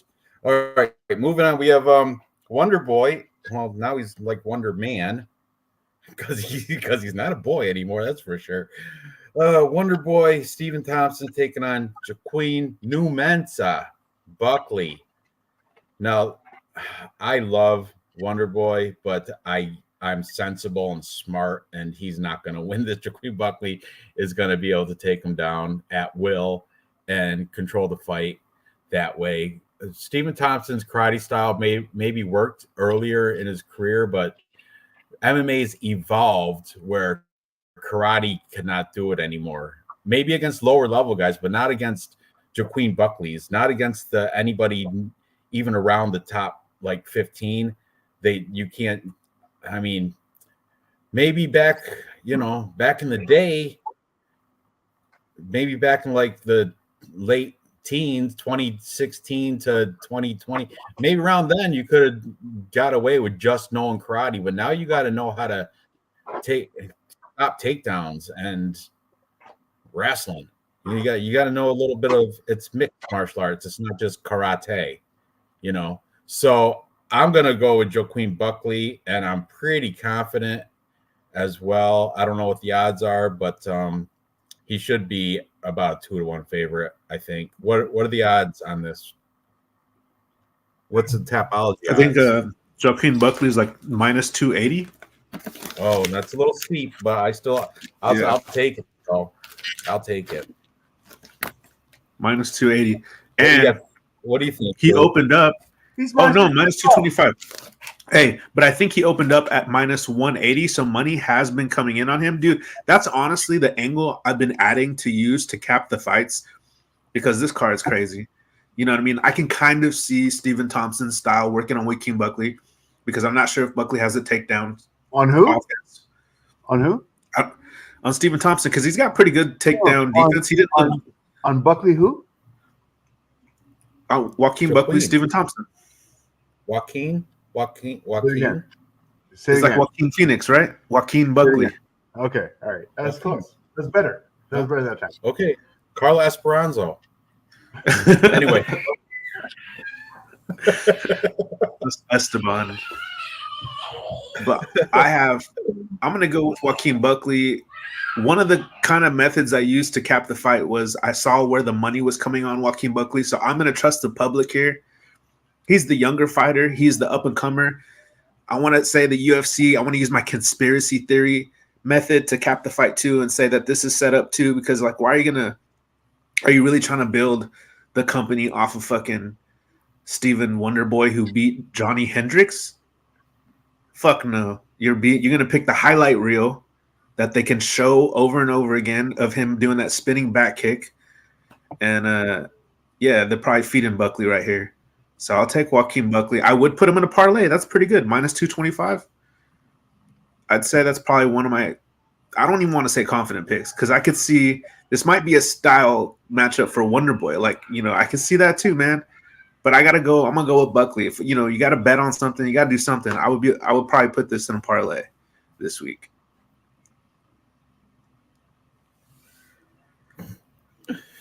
I'm picking Crystal minus 1,000, by the way. Just putting it out there. Fuck you, Rod Torque. You're not a good shit. I got too much GMs with Crystal. Okay, so you're saying you like the white guy here? No, I'm with Ranj. So far, it's Buckley. It's Joaquin Buckley train.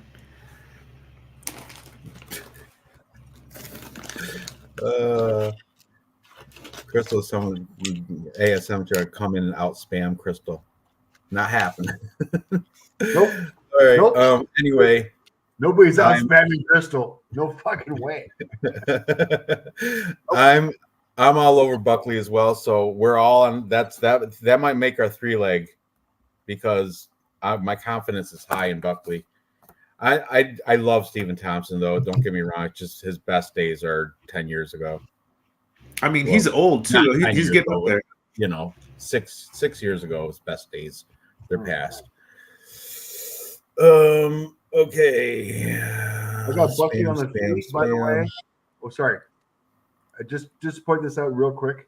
I got Buckley on the feet, 425 versus 4.11.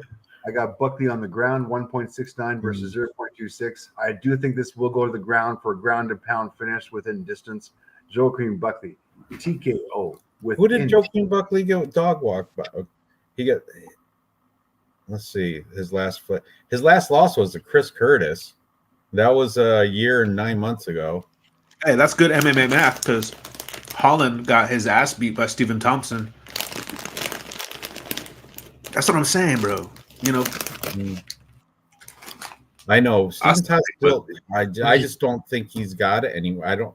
I think Buckley's got more avenues to victory with a takedown.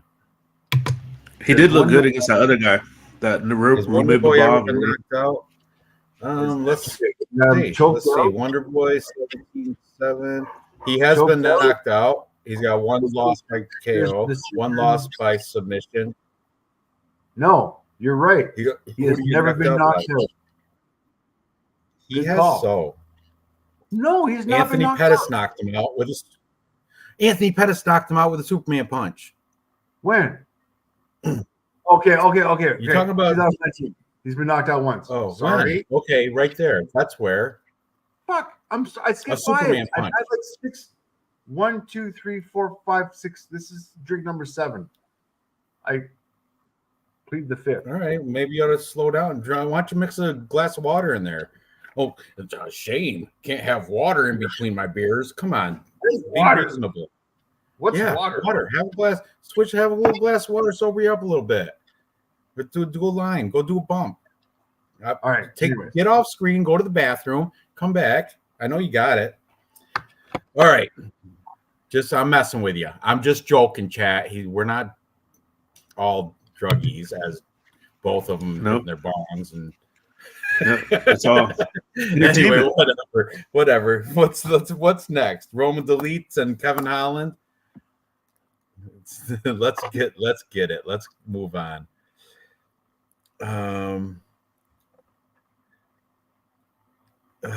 Pettis has got a fluky KO. Oh, No. still.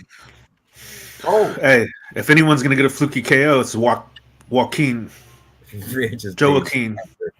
Yeah, you got your coin, Dave. Which been through? Were you on 3 days without a drink?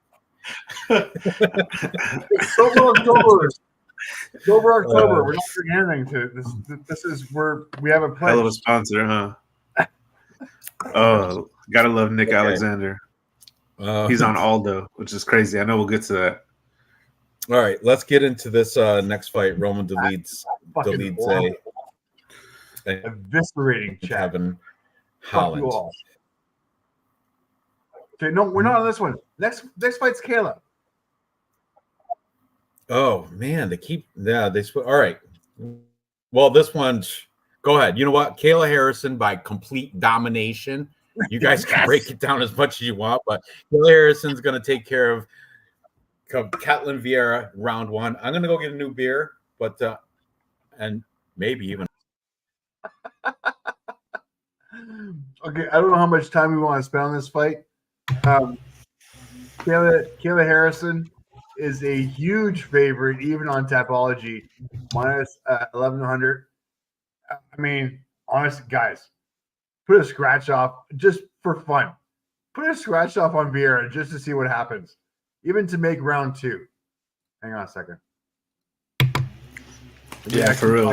Let me find out. Like, this is horrible odds. There's no point even discussing this fight. Bro, what if because how early did she get that win on her last fight? Because she looked a little rough at the weigh-in, and her face has that Conor McGregor sunken in a little bit. And what if at elevation, okay, that muscle mass gets to her because she can't submit Vieira, who's not, she has submissions on her record as well. I'm just saying it might be worth, like you said, a scratch off to put something on Vieira, Well, I'd be more inclined to put Kayla Harrison maybe round 2 for plus 425. I like that. Do we think it's going the distance? I mean, bookies are a coin flip. Vieira's not going to be. This is going to be Kayla Harrison's toughest test. That's for sure. Just still talking about this stupid fight. Holly Holm was what? Way over the hill, way past her prime.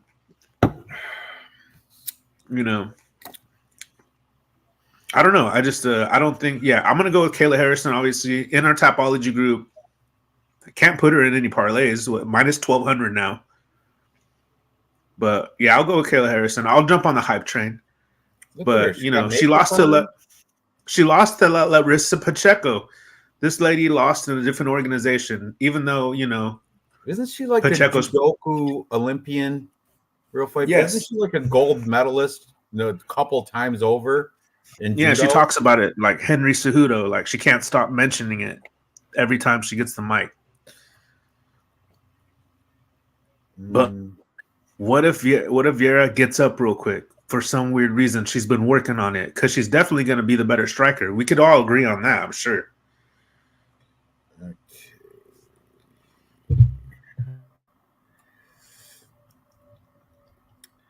Kayla, because she is fully functioning dick, and Vieira doesn't. Vieira looks actually good with her hair straightened out, all like that. But look she's just undefined. See, there's no muscle definition. She does have a little bit of size, but also the belly button coverage. That's the we fade. I was gonna say that too. I know we think the same. You fade the girls that cover their belly button. Caitlin needed the box of shame too. Ooh, yes, she did. Good info, That's true. Thank you for that. Yeah, that is true. I'm surprised she made weight. Harrison's on something too, man. Far away from my laptop to bring it in there for ASMR. These guys piss just good enough, strong enough for for all of us. All right. Stop eating salty snacks to retain your water. We got to have the ASMR piss. Bro, I'm so starving and like I didn't even want these chips, bro. It's just like I just can't find nothing else We around don't me. want to hear you chew. We want to hear you piss. That's what we're here for. You know, I don't know. I truly have like I feel guilty. Home gave that fight away. Aspinalled went to decision with Kayla and had good moments. Kayla is a bum. Ooh. Olympic judo is relevant. It's Olympic tennis here. I don't know. Judo, those throws and hip tosses and all that. I love that shit. Dog or pass? No way, not here. If you want to, no, it's favorite or pass. Yeah, Kayla Harrison. Hard dog or pass? You want me to Really? Dog or pass. Here, okay. Stop. Let me share That's some wild. stats real quick. Strike rate per minute, 3.04 versus 7.52. Over twice as much. Strike absorbed, 3.92. Negative striking ratio for Ketlin. Kayla, 0.29. Are you fucking kidding me? Okay, so advantage Kayla on the feet. On the ground, takedown average 1.51 versus 4.42.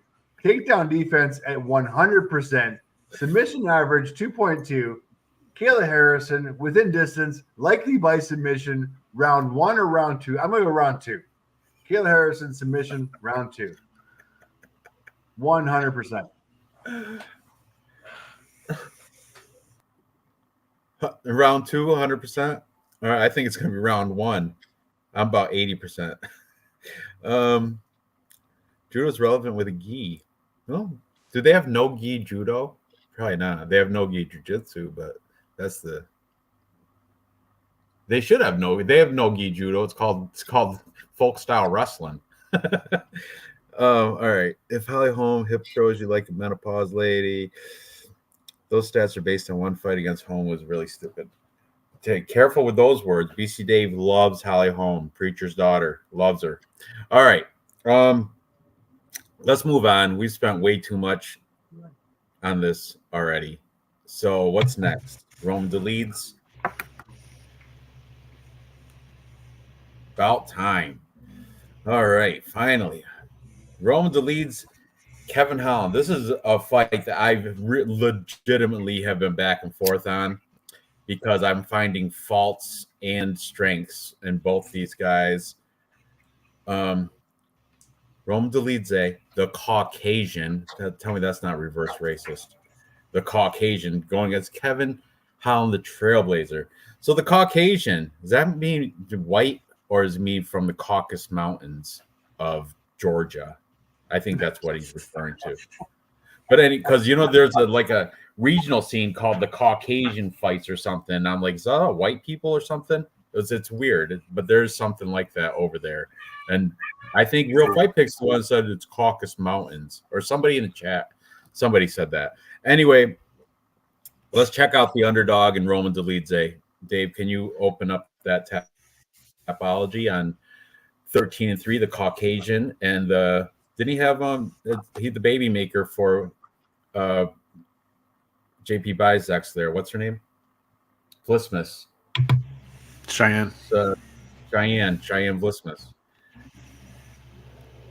Jesus, Dave, are you really doing this? Are you doing this, Dave? That's not me, guys. That's Dave. He's got mod abilities. He can chat as me. So don't, if it says anything stupid. Caucasus Mountain, I don't know where they are, dude. Somebody told me that whatever. I don't know. Maybe they're not in. What stream banned you? I'm surprised we're not banned yet. Jesus. Baby. Caucasus Mountains. Where are they? I don't know. They're over there somewhere. Okay, Drunk Dave is here to take over. All right. Knock it off. And who cares about Diddy? He's locked up. He likes oil, likes freaky deaky parties.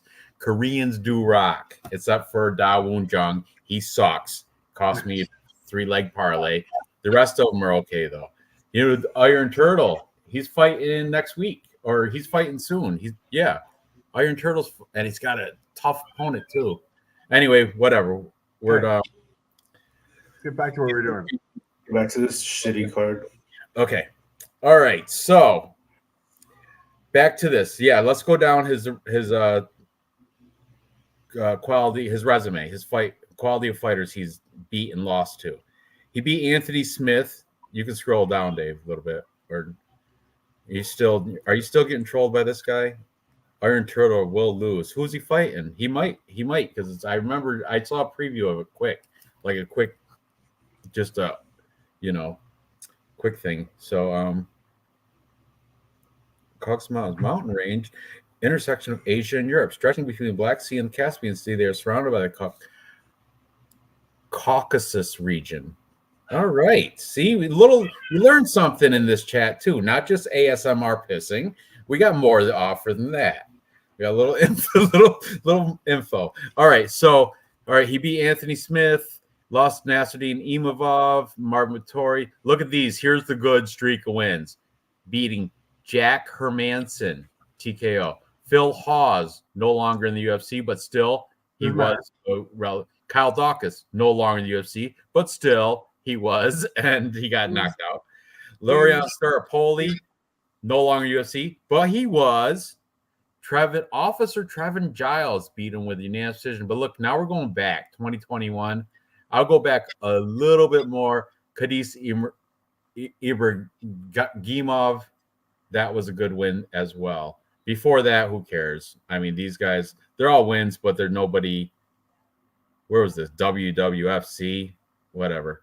Anyway, Roman Dolidze is his opponent here, though, Kevin Holland. We're going to look at him next, and I'm going to tell you something about Kevin Holland once we get into it. The Trailblazer, 26 and double-digit losses for homeboy. Mm-hmm. 11 losses for the favorite here. Okay, Kevin Holland. I'm going to show you one. Go down. Okay, Zajac, Michael Page, Jack Della Maddalena. Where was it? It's even Derek Brunson. Okay, look, 2021, Derek Brunson. Jesus Christ. I bring this up every time we talk about Kevin Holland. He threw that freaking fight. That fight, Derek Brunson in 2021, unanimous decision win. I remember this. You can go. You You're right. What?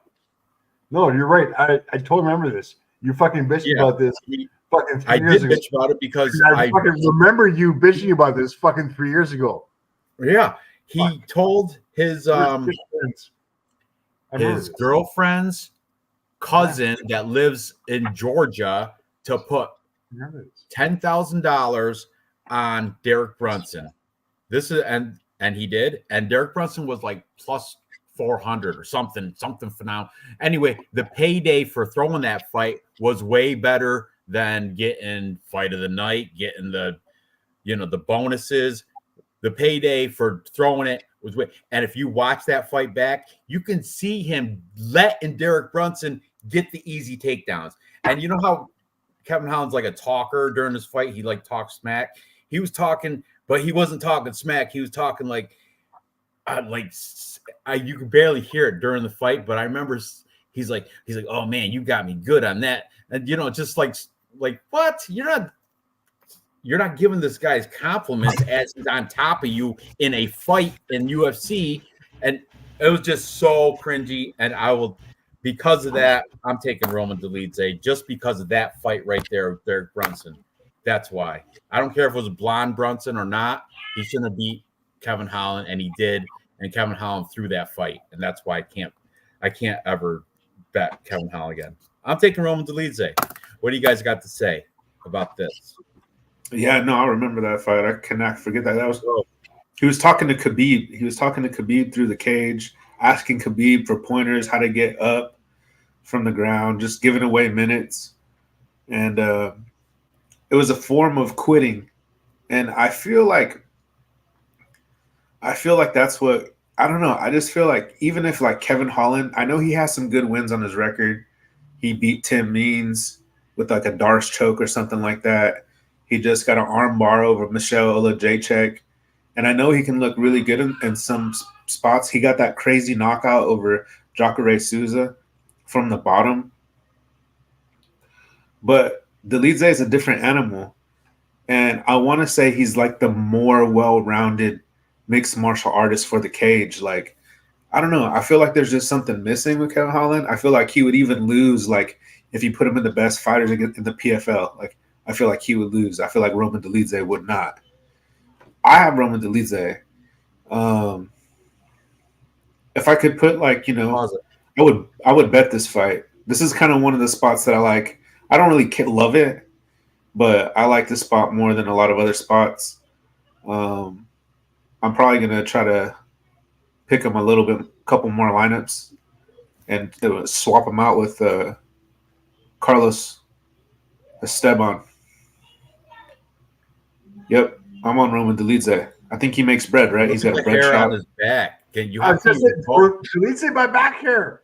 Yeah, back hair, definitely. Dolidze for sure. Back hair. He's got a whole sweater on after he takes got off more. his shirt. He's keeping warm. I don't think Holland. I think he looks really bad sometimes. Like him calling out Thompson was terrible because he's the one who called Thompson out and he lost. Probably threw that fight too. I like Dana looking at the winner. Imagine only having 10. I know. I don't know if that was the exact, but it was something like that's what I heard that Kevin Holland told his girlfriend's cousin in Georgia to put whatever on. That 10K might not be legit, but there's the rumor is legit though. All right, let's go over this real quick. I think you did. I've said it every time we break down a Kevin Holland fight. I always bring out that Derek Brunson. I hate that fight. It's a great talking point. I fucking love it. It's insider shit. All right. Kevin Holland will have the heavy reach advantage, 81 inches to 76 reach advantage. Strike length per minute, 3.13 versus 4.25. Strike absorbed, 3.37 versus 3.20. Technically negative or even striking ratio for Roman, but on the ground, Roman takedown average 1.26 versus 0.84. Advantage on the ground for Roman. Takedown accuracy 40-38, pretty much a wash. Takedown defense 33 versus 54. These guys both suck at takedown defense. Submission average, advantage Roman. I think Roman's going to be able to do this on the beating up on the cage, on the stand-up. Yes, he's not going to be able to stand at distance with him because of the reach advantage. Roman's game plan should be able to take this guy up against the cage. It's going to be a dirty fight. Then eventually Roman's going to take him down and then going to be able to dominate him on the ground. If this does stand on the ground by distance, Kevin Holland advantage all day long. But I think Roman has a little bit more fight IQ. We'll be able to hold that distance, even take it up against the cage. Ugly fighting. Really? Real fight? What? Really? What happened? What happened? You can hear my back? Roman by decision. Do I really need to get a bowl? I think he's going to be able to take him up against the cage, beat him against the cage.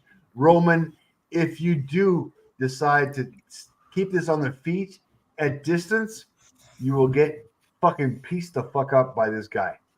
So hopefully you have enough fight IQ to take this up against the cage, take him down for some ground and pound, control this for a unanimous decision.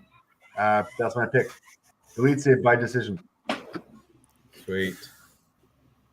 I love his hair plugs are looking great too, and in that face off, man, they're coming. I mean, he had him last fight too.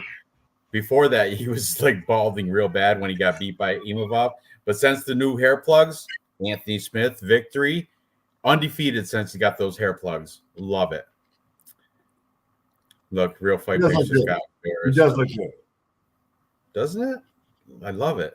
Love it. Before he was starting to looking like what's his name with the receding hairline always busts his ass. Whatever. The leech there. Yeah. So are we all on Dolidze, or what do real fight picks say? Yeah, we're all on Dolidze. Sweet. And he's plus money too, right? Plus like 120 or something. Hang on, stand by 1 second. I don't have the. Here we go. Dolidze. Dolidze is plus Plus 125. Sweet. Holland is at minus 150. All right. Moving on. All right. Next we have Oh shit! Jose Aldo, the no! legendary Jose Aldo. What? What happened? Fight? Taking on Mario Batista. Now I've found two narratives that are two. I have an argument for both sides here.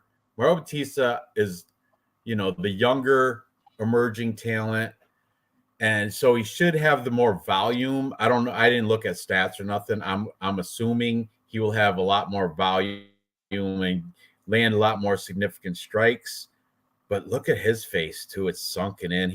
I don't know. He just looks older than he really is. He's 31. Jose Aldo's 38. But you know what? Jose Aldo is a legend. He's a legend. Merab Davishvili tried taking him down. What was it? Where's the fight? Let's pull it up. Pull up Jose Aldo's. Oh, I mean for you to run back. The plugs are from his chest hair. Okay. Jose Aldo. It's on the oven. When do you fight? Right here, Merab. See that he lost unanimous decision. That was in 2022. Merab went 0-15 on takedowns. This Merab, the machine Davishvili, 0-15 against Jose Aldo back in 2022. 0-15. So do you think Mario Batista's gonna take a takedown over Jose Aldo? I don't see it. I don't see it. Wait a second. When was that? That was Merab Davishvili 2022 UFC 278. Right here. Yeah, does it show the takedowns? No takedowns. 0, right? Against Merab, the machine, who that's his whole game. But anyway, that's the only one he's lost since Piotr Jan back in 2020.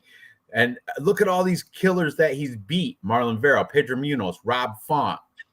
He had a couple boxing matches in there. And then most recently, Jonathan Martinez. I got Jose Aldo here. I can't believe he's plus money. I'll ride that all day. Before I even saw, I was assuming that there was going to be a close line, but I was thinking that Aldo was going to be a slight favorite actually because now let's look at Mario Batista just to we got to play fair. Let's look at his Tapology. Mario Batista's 14-2. Let's look at the people he's beat recently. Okay, compared to who Jose Aldo's fought. Okay. Ricky Simone, that's a good fight, but Ricky Simone kind of quit mid-fight there. He you could see it. If you watch that fight back, he just didn't have any urgency, didn't look like he really wanted to be there. He beat Damon Blackshear. I think that guy was cut from the UFC. I'm not sure, but he should be. Guido Canetti, definitely not in the UFC anymore. Benito Lopez, he's not in the UFC. Brian Kelleher, not in the UFC. Brian Boom Keller. I think he retired to go DJ or something. Jay Perrin, not in the UFC, not in CAES, Classic Entertainment Sports. That's where he came from, regional scene by where I live. Jay Perrin just is, he's out. I don't think he fights anymore. Okay, he lost to Trevin Jones by a knockout, 40 seconds around too. He beat Miles Johns. That's a good win. 2020 though. So now we're starting to go back in time with this guy, with Mario Batista. And as I just said, he's on a 6 fight winning streak, but they're all bums, except for Ricky Simone. And like I said, Ricky Simone quit. The rest of these guys are all bums. Jay Perrin, Kelleher, Canetti, Blackshear, Benito. Come on. So Benito Lopez, at least that was a performance of the night. He got an armbar around one, but it was against Benito Lopez. Come on. So anyway, I'm taking Jose Aldo. I'm kind of oddly confident. Mauro Bautista will have, I think, more significant strikes, but I think the volume's not going to do it. Jose Aldo's going to hit harder, I think, than Bautista, and he has more avenues. He's not going to get taken down. I like Jose Aldo, the Brazilian. I like the Brazilian here, the King of Rio, Jose Aldo. What do you guys have to say about this one? I think that Rob Font took him down. Okay. I think Mauro Bautista can implement the same kind of game plan that Merab. See, Merab, he went 0 for 15, but he still won. And I think Mauro Bautista. I don't mean to interrupt. He's getting booed. He got booed right there. I watched this when it was live with sound. When he was walking up, boos. And now look, here comes the legend, Jose Aldo. Now everybody's like, woo, Jose Aldo. I think someone goes, "You're the fucking man." No, I don't. I made that up. But still, if I was there, that's what I would say. Because he is the man. All right, go ahead, real fast. Yeah. I just want to give Aldo his flowers. Like, he's fucking amazing. Like, I'll never forget when he fought for WEC. So awesome, dude. Like, I hope he becomes a millionaire. I hope he's a millionaire right now. He's one of those athletes that, like, it ain't right if he's not a millionaire. Like, he's a professional athlete. He's top of the top of the top. I hope he makes some more money. He definitely is. Career disclosed earnings on Tapology says $2,879,125. Right down to the right to the single digit dollars. So he's fighting because he loves it. You know what I mean? I love Aldo, but I feel like Mauro Bautista is going to implement the same kind of game plan that Merab. That says it all. Giving him a total. Yeah. Let me hug you one more time. That's not like a fake hug. Let me hug you one more time. That was a hello, my friend. That's a hello, my good friend hug. Yeah. I got you, buddy. I got your back. You'll always fight. Yeah. This is your house. I love you. Just see my doppelganger real quick. Fixing his glasses. That guy for Halloween. Look. How's it? Yeah. Oh, dang. Your long lost son. Right? Look at that. Okay. Junior. All right, go ahead. I got Batista, man. He's going to do the same thing as Merab. Sweet. Easy. Like, he's not going to do the same thing as Merab. Merab. Okay, go ahead. Bro, you want a t-shirt bet? You want a 38-year-old bantamweight? I'll do another one than this. Let's fucking do it. All right. You're on. Perfect. I got Alexander Hernandez and Mauro Bautista. I got 2 t-shirts coming to me. I'm going to do the actually parlay against you, too. I'm going to put Jose Aldo and Austin Hubbard in a call. I'm going to call it the Thud parlay. You don't want to do that. Not this week. I'm on fire. Right now. Okay. You get first time you ever get first in Tapology. Now you're huge. All right. Yeah. Good. Dave, what are you thinking? Okay, we'll go over the stats real quick, and then I'm going to throw the stats right out the fucking window. Strike line per minute 3.63 versus 5.69. Strike absorbed 3.73. Even ratio for Jose Murillo 3.99. Positive striking ratio for Murillo. Okay, cool. Takedown average 0.51 versus 2.25. Murillo, obviously the advantage here. Takedown defense, though, this is what I really want to emphasize. 91% takedown defense for Jose Aldo versus 66. Submission average 1 versus 0. Okay, so in theory, the stats would say that Murillo would have this guy on the feet all day long. And on the ground, he would own him all day long. But guess what, guys? This is fucking Jose Aldo. There are levels to this fucking game. Has Batista fought Conor McGregor? No. Don't think so. Jose Aldo, obviously the heavy favorite on the fight repertoire, on the experience, on everything. This might be his retirement fight. We talked about this. I do not see Jose Aldo losing his retirement fight in any way, shape, or form. I still see him being the champ. If he was a couple years younger, him making a run, I would fucking put all my money behind him. Heavy on Jose Aldo on this fight. I'm taking the dog. I realize he is plus 110 versus minus 138. Just the repertoire of the experience. There's levels to this game. Jose Aldo all day long. Sweet. Okay. This is a little off topic, but did you watch the Contender Series? Oh yeah. Did you see how that guy had a tick? That DR. Yep. You seen that the main event guy Nerzog something?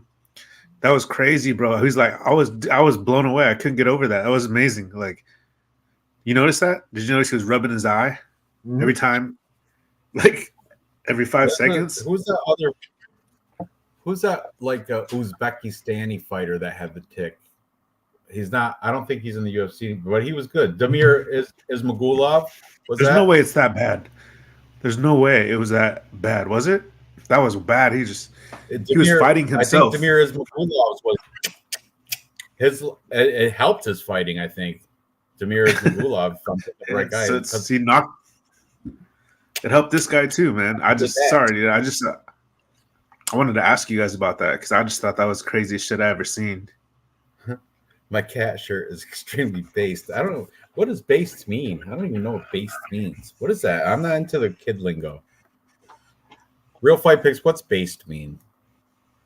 Based? I don't know. You know, I like to use bussin' when something tastes good. I say that's bussin'. That's from what's that girl that keeps me hit to the skip? What was her name? That she's real pretty from California or from Arizona. The glasses. Oh, Nina Drama? No, she's not a UFC personality. She was like a regular, what's her name? She's the one that like popularized that. What's it called? Triple. It's like I can't think of it. An Arizona girl. I have to look up girls from Arizona who say bussin'. She's very popular. What's her name? She's very popular. I can't. My daughter would know, but she already went to bed, I think. I'm just gonna put. It's right there. It's right tip of my tongue.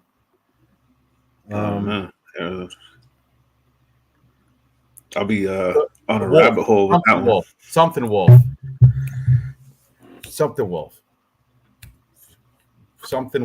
Her last name, her name. Oh, yeah. Come on. It's going to drive me nuts now. No, it's okay. It's okay. Not the girl, but that's a good guess. Sniper Wolf. Her name was Sniper Wolf. SS Sniper Wolf. You know SS Sniper Wolf? Never. No, I'll have to check her out. You learn something new every day. Yeah, I'll check her out tonight. Oh, she that bussin', she popularized that bussin'. Oh, this shit's bussin'. Sniper Wolf, SS Sniper Wolf. Anyway, Dave's eating something that's bussin'. Yeah, I'll check it out tonight. Okay, where was that with the? All right, Aldo already retired and came back. True. If it wasn't for Martinez fight, nobody picking him. People tasting here. This isn't in Rio. That's true. His last fight, King of Rio, was in Rio. But there you go. Now you're making sense. It's not a tick that can be deliberate. Box should do it too. Cut your face and throw the other guy off. How does Batista win? Can't take him down, sure, and he can't outstrike him. I believe he can get more strikes, but they're all pitter-patter strikes. There's nothing with power. Can't take. I don't think so. I don't know. Nobody ever runs the pike. I went 0 for 15. He just grabs. Oh, okay. Hang on. I can throw stats if you want. I think you didn't you already? Yeah, but for Jose Aldo, based means having a real basis. Okay. I haven't really heard that term until that ASM guy was here trolling earlier. All right. Okay. Let's have a quick look at Jose Aldo's been taken down by Rob Font 1. He's still 1. Peter Yan. Okay. So he lost to Peter Yan. Morales took him down. Guys, nobody's taking this guy down. Mendez took him down. Doesn't matter. Like nobody's okay. Frankie Edgar took him down in 2013. Like nobody's taking this guy down, guys. No way in hell. Batista, no way in hell Batista's going to take this guy down. No way. I mean, Ricky Simon took him down twice. Come on, Blackshear took him down 4 times.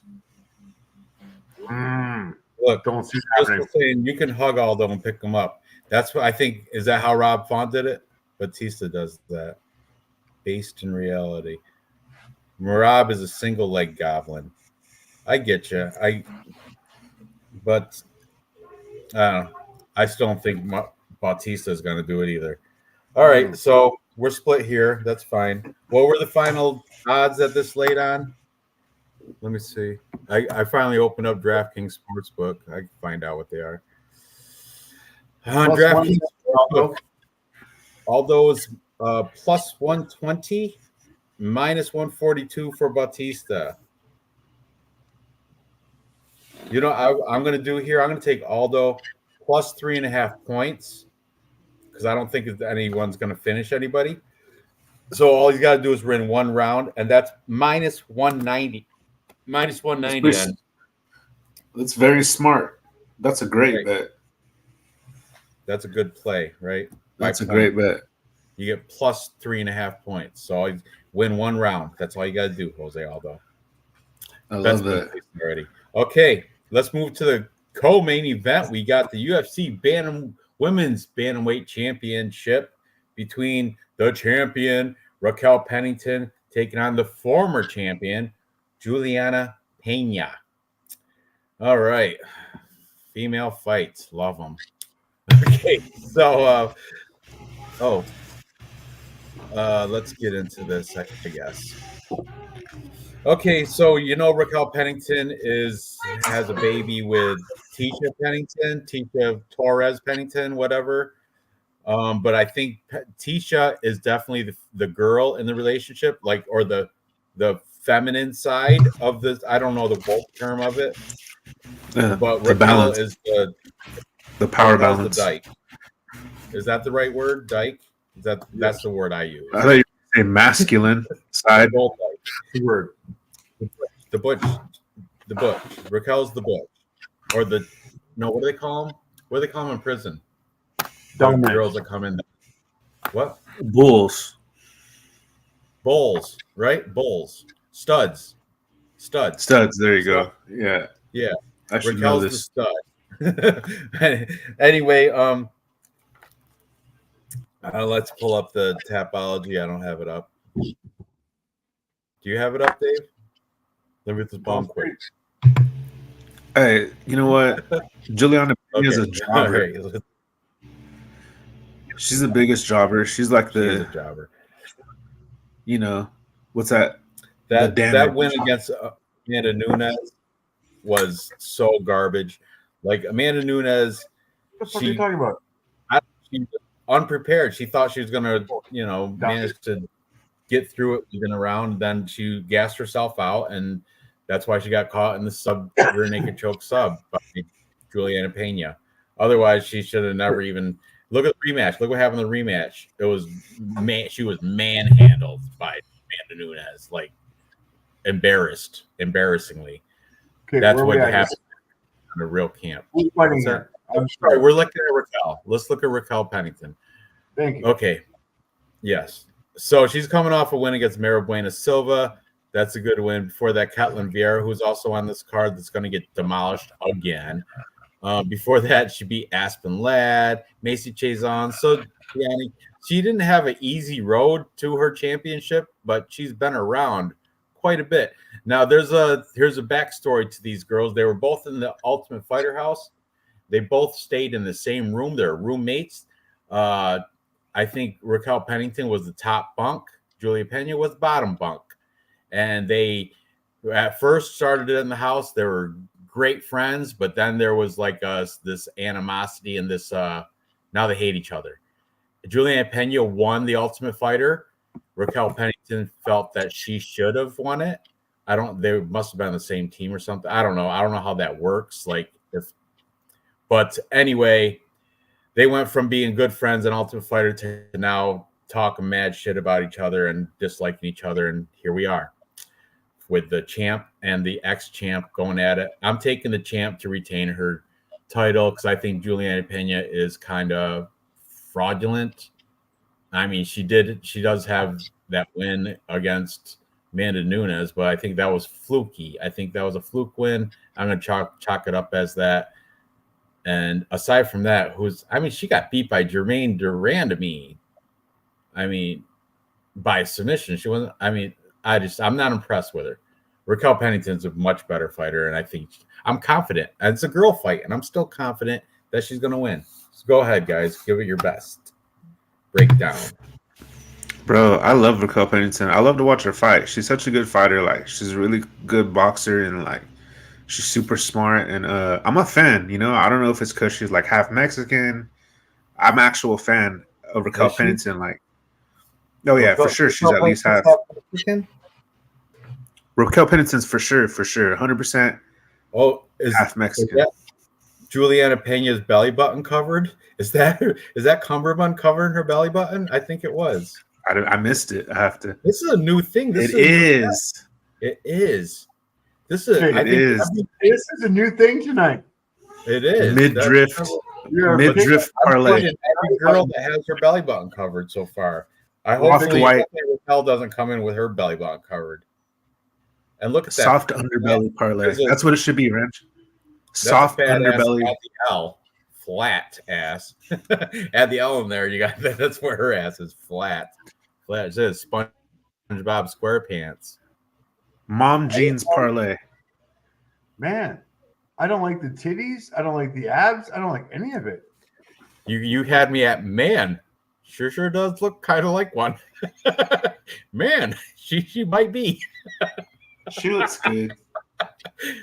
Where'd that belly button go? Where'd that belly button go? I don't know why she's wearing her stupid ass pants like that, though. I don't like those floppy titties either. Look at it. It's like a pancake. Maybe she has a stretch mark. It's not even a pancake. It's like a crepe. It's like a crepe titty. That's thinner than a pancake. She looks in shape, though. Look at those arms. Athlete. Yeah, she's so annoying, though. I'll take that girl in the back to beat her. The girl that's clapping. I'm just kidding. Me too. She's trying to be the heel all the time. I hate it. It doesn't really suit her. She's just so weird. She just like can't be normal. She's so predictable. Like she thinks she knows those buns either. It looks like it's like flat. It's like a SpongeBob SquarePants. Cutting her cocaine with no ass at all. No ass at all. Okay, now we got the prettiest lesbian in the business. She is a pretty lesbian, though. Yeah. She got that tomboy chewing that gum like she just hitting baseballs. He's a fighter. Dimples, nice smile. Look at those biceps. You want to talk about her biceps are definitely bigger than Juliana Pena's.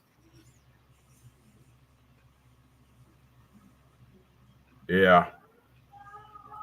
Yeah, Raquel Pennington. I'm with it. Me too. Sweet. Dave, you too? So we're all in agreement there, but we can't I didn't say a thing. You didn't? I thought you already did. Go ahead. Let's look at Juliana Pena's last fight. Let's do 2 years, 2 months ago. Honestly, 2 years, 2 months ago. Before that, 2 years, 9 months ago. I'm going to go with the recent Silva. Sorry, I'm going to go with the recent win over Silva for Raquel Pennington. 100%. Raquel Pennington.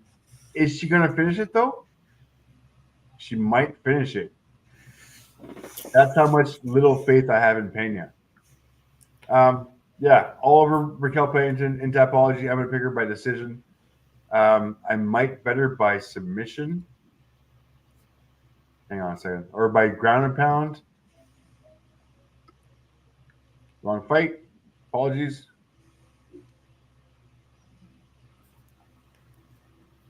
So how are we going to do this? We're going to parlay the people who showed their stomachs? Oh, yeah. 100%. Yeah. Kayla Belly Harrison? Kayla's on there. Fuck that. Kayla's Let's on just do a... Raquel's on there. I think Raquel's going to finish this within distance. We can do an all-girl belly button parlay. Definitely all-girl belly button parlay. Raquel, Kayla, Marina, and Tisha. The Pennington couple, Marina, and I suppose we could throw Kayla in there, but she's like minus 1,000. Won't do much for our. What if we just do like a love is love parlay and just go with Pennington's? No, because I want Marina Rodriguez in there. Oh, okay. Well, she's the one who covered her belly button, though. Marina Rodriguez, right? Hiding her childbirth scars, her C-section scars. I wouldn't kick her out of bed, to be honest. Yeah, me neither. Me neither. I mean, I wouldn't kick. Kayla Harrison. I wouldn't kick Verna Jandaroba out of bed. I mean, she's a UFC fighter. Christ, and she can look at me with that crazy wonky eye. I'll still come on. And Josiana Nunes, now that one maybe. That one I'd feel kind of weird. But yeah. Josiana Nunes. Yeah, Josiana looks like that. That might be Willow. To be like, sorry, you got to get out. Willow right there. What's this? This is Lucindo, and we're looking at belly buttons now? Yeah. I just want to make sure this bet's going to go through. Hang on. This is the only one I'm not sure about. Yeah, we didn't check this one out. Okay. Oh, yeah, she's got a belly button, but so does Lucindo's. Got hers out, too. This one doesn't really count. Fight does not qualify. Which it does count, though. No, it counts because it's technically her an option. No. Right? Doesn't she? Does she? No. We're done. Yeah. No, we're opting out of this fight. This fight does not qualify for belly button fight. Right. Really? I mean, you could see Marina's. Nope. Belly button theory. Oh, because they both are showing it. Yep. Can't trump the fat ass theory. One Pennington should lose. If one of them is going to lose, it's going to be Tisha. And I'm still going to do the old man parlay for sure. For sure doing that. Okay. So who's that? Stephen Thompson? Who? Well, no, not Stephen Thompson. I'm not putting him. Jose Aldo, OSP, and you can pick either one of the first fight, Tim Means or Court McGee. Both of them are old. So you pick either one of those guys. But Cesar Almeida, he's old as shit too. He's like 36, isn't he? Yes. Marina Rodriguez, she's 36. Oh, Rodriguez. She's a girl, though. Yeah, but she's a girl. Is an old man, not old people. Yeah, that's true. Okay. I don't see too many differences. Let's really quick. Let's go on to the main event, and then we'll start making these parlays. What? This is the belly button fight, right? This one, we're all taking Raquel Pennington. She's showing her belly button. And then Harrison, obviously. And then I'm taking Pennington again. The other Pennington. No, the other, Pennington. Yep. Love is love. All right. So our belly button fight is at plus 163. Not bad. And really, the Kayla Harrison, she doesn't really add any value to it, but whatever. We'll still use it. All right. Okay. Anyway, go ahead, place it. I'm going to do it after. Let's move on to the main event. We got everybody's favorite champion, Alex Pereira, taking on Khalil Roundtree Jr. Now, I have a crazy conspiracy narrative on Khalil Roundtree Jr. There's this guy. What was his name? He had a YouTube whole 2 videos about Khalil Roundtree being a Freemason, satanic, Illuminati person, and it's awesome. I'm going to try to find it right now. I think his name was. That's hilarious. Yeah, and because you know what? Let's hold on. What are we sharing? Okay, if go to go Khalil Roundtree's page, his Tapology. Probably can't see it, but the War Horse. Oh, you can't see it on his other side. See where the stretch marks on his belly are right there on his right side of his belly. There's a tattoo of Anton LaVey. You know who Anton LaVey is? He wrote the Satanic Bible. There's a tattoo of his face on Khalil Roundtree's right side of his body, under his ribs, right on his abs. You can't see it in the picture, but there's a tattoo of Anton LaVey. Anton LaVey wrote the Satanic Bible, and there he is, Anton LaVey. He's the king, like the head Satan. He's dead now, but he was like the head Satan person back forever. He wrote the Satanic Bible. You can't get more Satanist than this guy. Look at him. Look at that. And that's the picture he's got tattooed on his gut. And then this guy, I want to say his name was Rigu, Rigu, on YouTube. Can we even search? I'm going to search it real quick. I want to say it's, let's see, YouTube, Rigu. No, it's not him. Or you know what? You can just search Khalil Roundtree, Satanist. He needs prayer. What? He needs some prayer. But in his defense, also, he's got like Bible stuff tattooed on his body at the same time as well. So, here it is. Confused, boy. Huh? He's confused. Let me see. It's Rigo. Rigo is the YouTuber that made the content. Khalil Roundtree is a Satanist. UFC tattoo breakdown. I was like, what is this crazy stuff? And he has another video said how he got this fight is because Freemason Illuminati crap. You know what I mean? Like, there you go. Don't play the volume, dude. Don't play. That's hella funny. Body. I should say a lot of. Oh, there's the tattoo right there. Freeze frame. There it is. Or it could be Josh. yeah, it could be him too. But I think that's Anton LaVey. And this kid, this 20 video is explaining, and look at that one, how you can't get more evil than that one.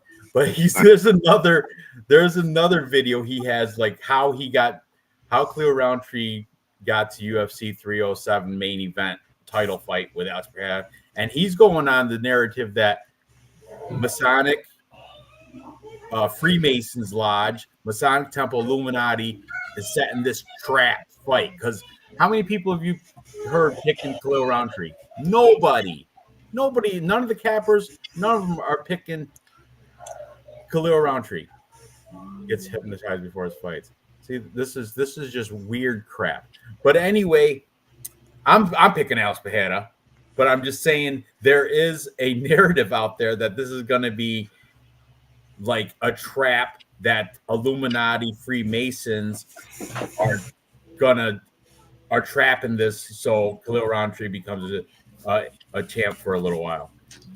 I'm not buying into that narrative, but I thought it was pretty interesting, and I do think that's crazy that he's got a tattoo of Anton LaVey on his belly.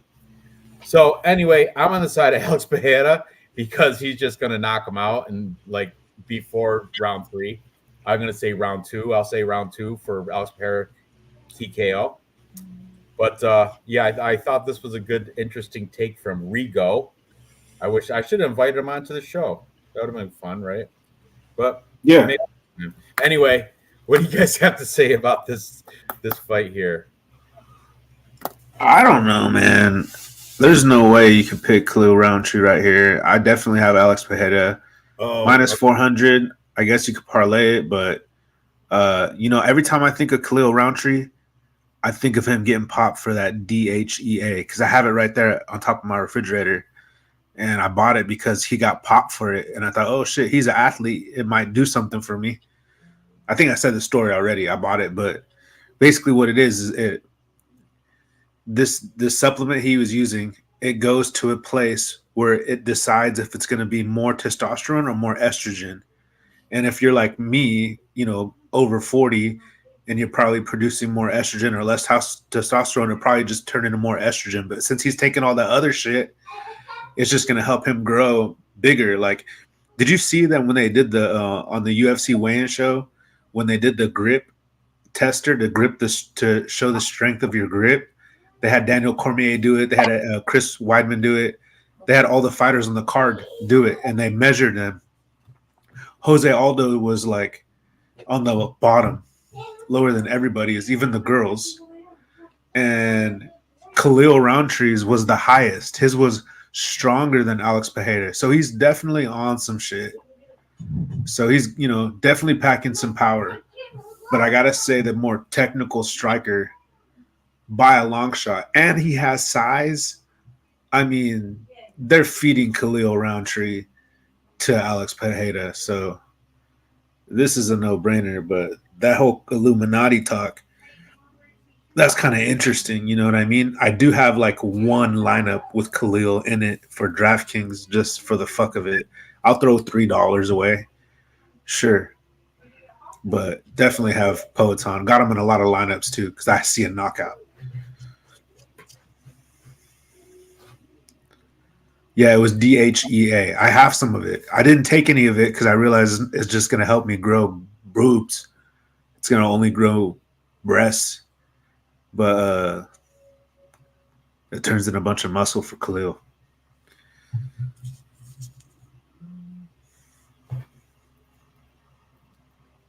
You want me to throw some stats on this? Yeah. Alex Pereira, strike number at 5.23 versus 3.84. Khalil, those 3.84 strikes better be the fucking best strikes you've ever had in your fucking life. Strike absorbed, 3.51 versus 4.18. Negative striking ratio for Khalil Roundtree. The accuracy on Alex is bar none. Top of the game here, guys. Top of the game. Takedown accuracy. Takedown average 0.17 versus 0.0. Khalil, man, I hope he maybe got some takedown. This is like you might get lucky and get this guy down and do something with him. But Alex is just takedown accuracy 100%, takedown defense 70%. You're not taking this guy down. You're not outstriking him. You're not gonna. The strength on Alex is. I don't think people realize how hard he hits. Khalil, welcome to the big game. Alex is going to put you the fuck out. Sorry, Holmes. I was just laughing at the ASM. That was funny. But another thing too was it's back. You fucking cunt, whore, bitch, motherfucker. Go. That's 3 beers since you've been gone, ASM. That's what 3 beers does right there. All right, go ahead, real fight picks. all I was gonna say was another Gilbert Burns was talking about this, and he's friends with Carlos Prates, who's like a up and comer in the UFC That's right why now. I started smoking cigs again. Carlos Prates. Oh yeah, the cigarette smoker, that guy. Yeah. He got me. I got Marb Lights right in my car. Shut up, really? Yeah, just because I'm like, if Carlos Prates could smoke his, why Yeah. can't I? Yeah, that's a great point. I want to smoke Him and Mario a Lemieux, cigar. right? Mario Lemieux, Pittsburgh Penguins, hockey legend. Yeah. He smoked a pack a day. But he also ran like for every cigarette he smoked, he ran like 1 mile. That's what I do too. Yep. No. Anyways, Carlos Prates trained with Khalil Roundtree, and he says Khalil Roundtree sucks. Carlos What's that? Prates. He does. Prates? Carlos Prates. He says he trained with them in Thailand because they were both in Thailand at the time. Right. He's got the Thailand thing on. He's a Tiger Muay Thai, right? Isn't he? He's like fucking what's his name? Jean-Claude Van Damme from Kickboxer. Oh yeah. Toughen up his shins by kicking big posts. Where is this? I don't know in how Thailand? Khalil got this fight. This shit's crazy, bro. They're trying There's golfing. Peloton. That ain't training. That ain't gonna help him. He's too little too. Like he's too little There's for him this and fight. Joe. Oh, there you go. I want to smoke a cigar because I seen Joe Rogan doing it. Yeah.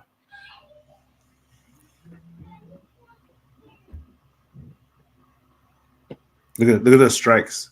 They're stupid. That's how I hit my kids. What the hell is that? I'm just kidding about hitting the kids, stupid. He's backhanding Somebody backhanding hammer fist. Yeah. He's speed bagging. It's like he's hitting a speed bag. But it's not a speed bag. It's just backhand. Like, He's training his knuckles. That's stupid.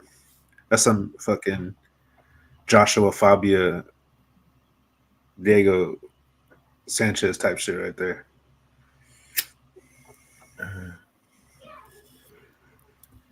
okay, they do not want any grapplers to face Alex, so they found Roundtree's ranked to only strike. Exactly. That's good. MD Turf. That is smart. Mhm. That's smart. Spot on. It is too. Because they don't match them up with any. You don't see Alex Pereira getting matched up with like who's a good grappler at 205. Magomed Ankalaev. Magomed Yeah, Ankalaev. there you go. You don't see him fighting Yeah. Magomed Ankalaev, right? That's a great one. Ankalaev, yeah, there you go.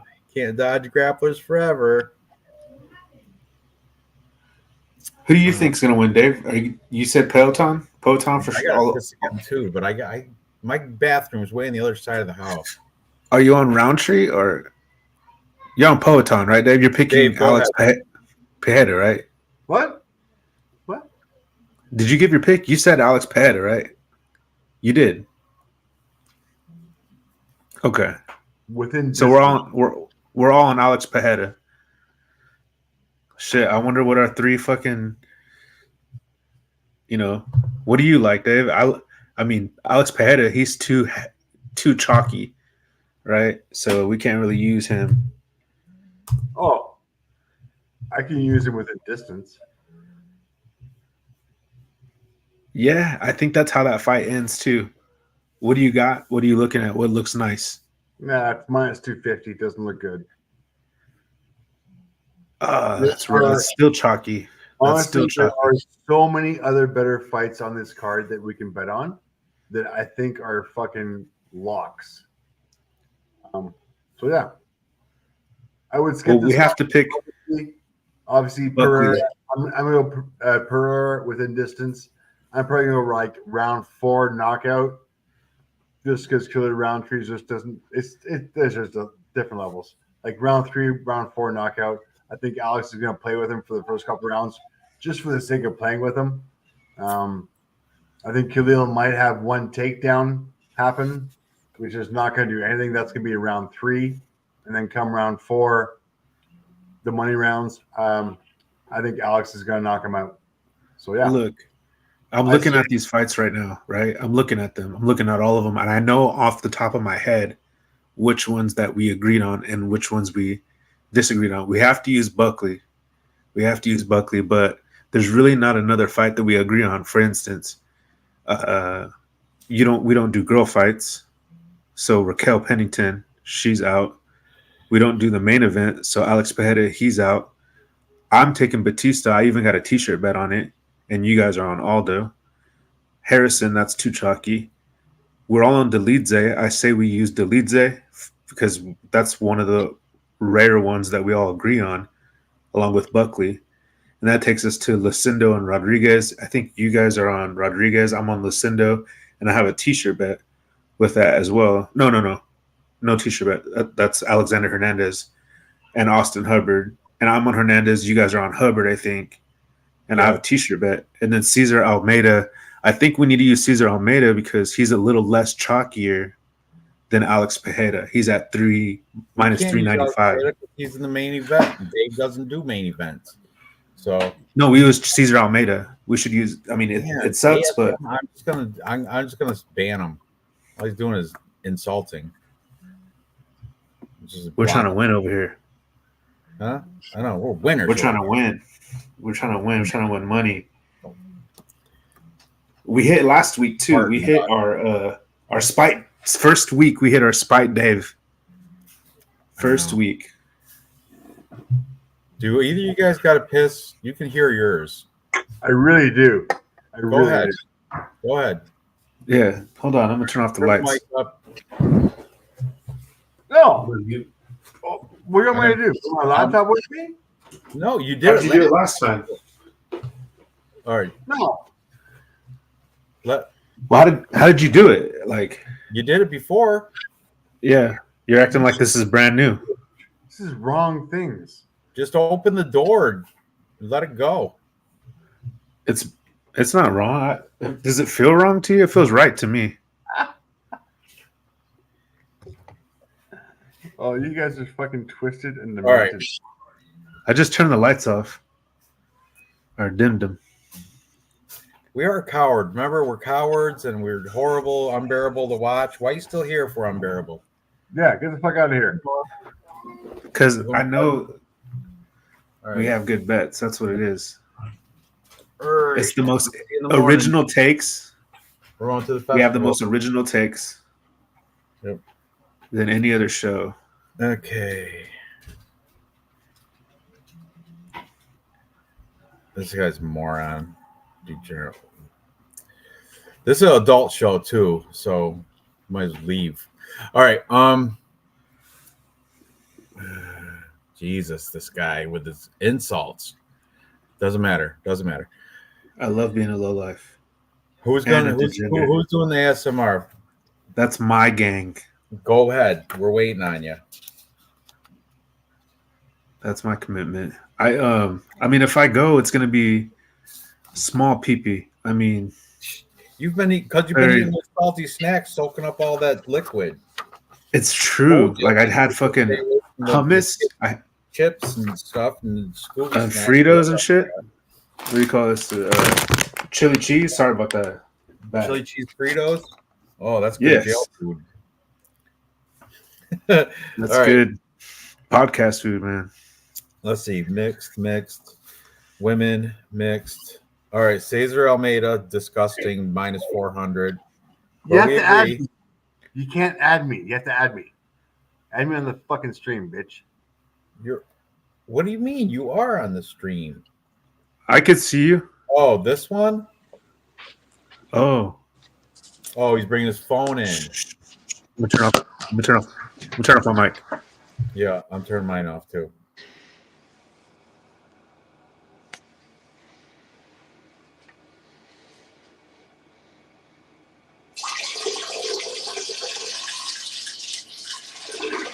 It is a good one. A good one.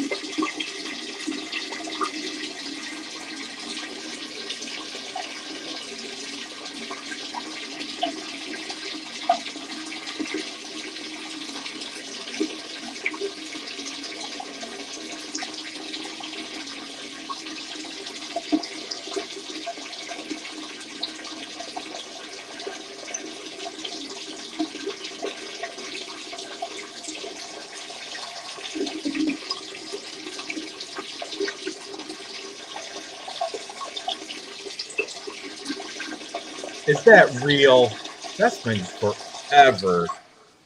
You're holding that for a long time. That's 6 That's feet. the end was a bottle of water. That was a bottle of water, dude. If that was real, I don't ever want to even go again. I feel like The half a toilet- man, If that was real, it's toilet overflow because I didn't hear him flush, and that filled the dude.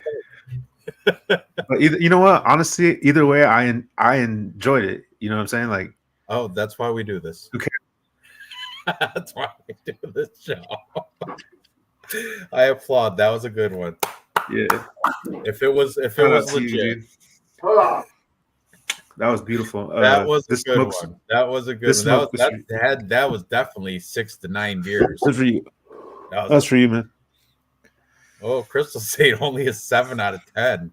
Not bad. What, dude? Tough audience. Oh, that is Tough tough. audience. Oh, tough You can't crowd. please Yeah, everybody. listen, That was a good one, though. I was impressed. It was a long 5 one. stars. 5 stars. All right. 3 thumbs up. I'll tell you. 3 thumbs up. All right. Wink. So our 3-legger is going to be so far. I'm thinking Joaquin Buckley, Roman Dolidze, and we're going to have to use Cesar Almeida because all the other ones are either girl fights or we're not in agreement. What would that pay out though, Ranch? Because that's kind of good. It sounds good. We're going to find out. I'm going to find out on DraftKings Sportsbook, and Dave's going to find out on Bet365. I got to log in again because I was let it fall. But because if Dolidze, I feel like those other ones are locks, and if Dolidze comes through, if Dolidze comes through, it's plus money, I mean, so that's going to make the value pretty good. We kind of need that fight. Okay, where we at? Somebody help me. We're doing our leg. We're taking Almeida. Okay, what? We're taking Cesar Almeida, Roman Dolidze, and we're taking Joaquin Phoenix Buckley. Almeida, Dolidze, Buckley. It'd probably pay out. We'd be lucky to get plus 250. It's probably plus 200 or plus 180, plus 190. What do you have it? I got plus 324. There you go. That's better than I thought. Even better. Plus 324. Not bad. Put that in. Okay. I like that one. Yeah, it's hopefully the only one I'm nervous about is Dolidze. I'm pretty confident with Buckley and Almeida. Dolidze is kind of because Kevin Holland. It depends on which one shows up. If he wants to be the stupid throw fight Kevin Holland, Dolidze will definitely win. But if I don't have any notes in front of me or anything like that. But Dolidze is like, doesn't he do like submission tournaments like ADCC or something like that? Like he has a lot of submissions, right? He has like 5, 6. I think that's interesting. I think he could be the better grappler, 100%. I feel like I read something like that. I don't have my notes in front of me. I didn't do a deep dive on this fight, but I want to say from my previous research, that is the case, that he's a sharp grappler. Plus money parlay. 3 picks. Plus 324.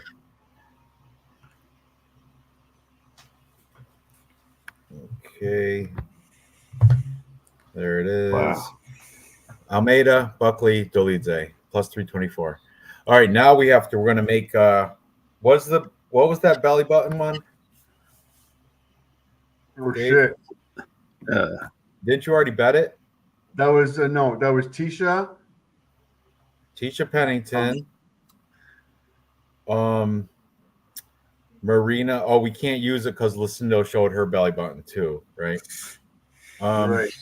So the Pennington girls and Kayla Harrison, which Kayla Harrison in a parlay, ridiculous. But it is kind of a sure thing though. Okay, so those 3 together plus 172. Pennington, Harrison, and who else? Pennington. Both the Penningtons. Both. Okay. Yep. Oh, fuck. I'm putting in. I really want to put in Marina Rodriguez too. Plus 1. That's interesting. I like that a lot, actually. That's a good one. Plus money's plus money, man. Fuck it. If it's 3 solid, you're right. I got it. That's enough right there. I'm gonna make the old man parlay too, just right next. Let me post this one. Oh, now we're getting wild. You're gonna do Aldo in there. Boy, we're getting crazy now. Oh fuck! All those got me. You're gonna put means? Are you guys taking means on that one, or what? No, I don't know about. I'm still on the fence with that first fight. He's the oldest guy fighting. That's To great. me, I mean, I just don't like going against 41. Court McGee is the only person that's a home team. He's the only one from Utah. I think that means something here. Okay, what we call him? This is this Are you putting OSP on there or no? girls belly button parlay. Yep. Paste.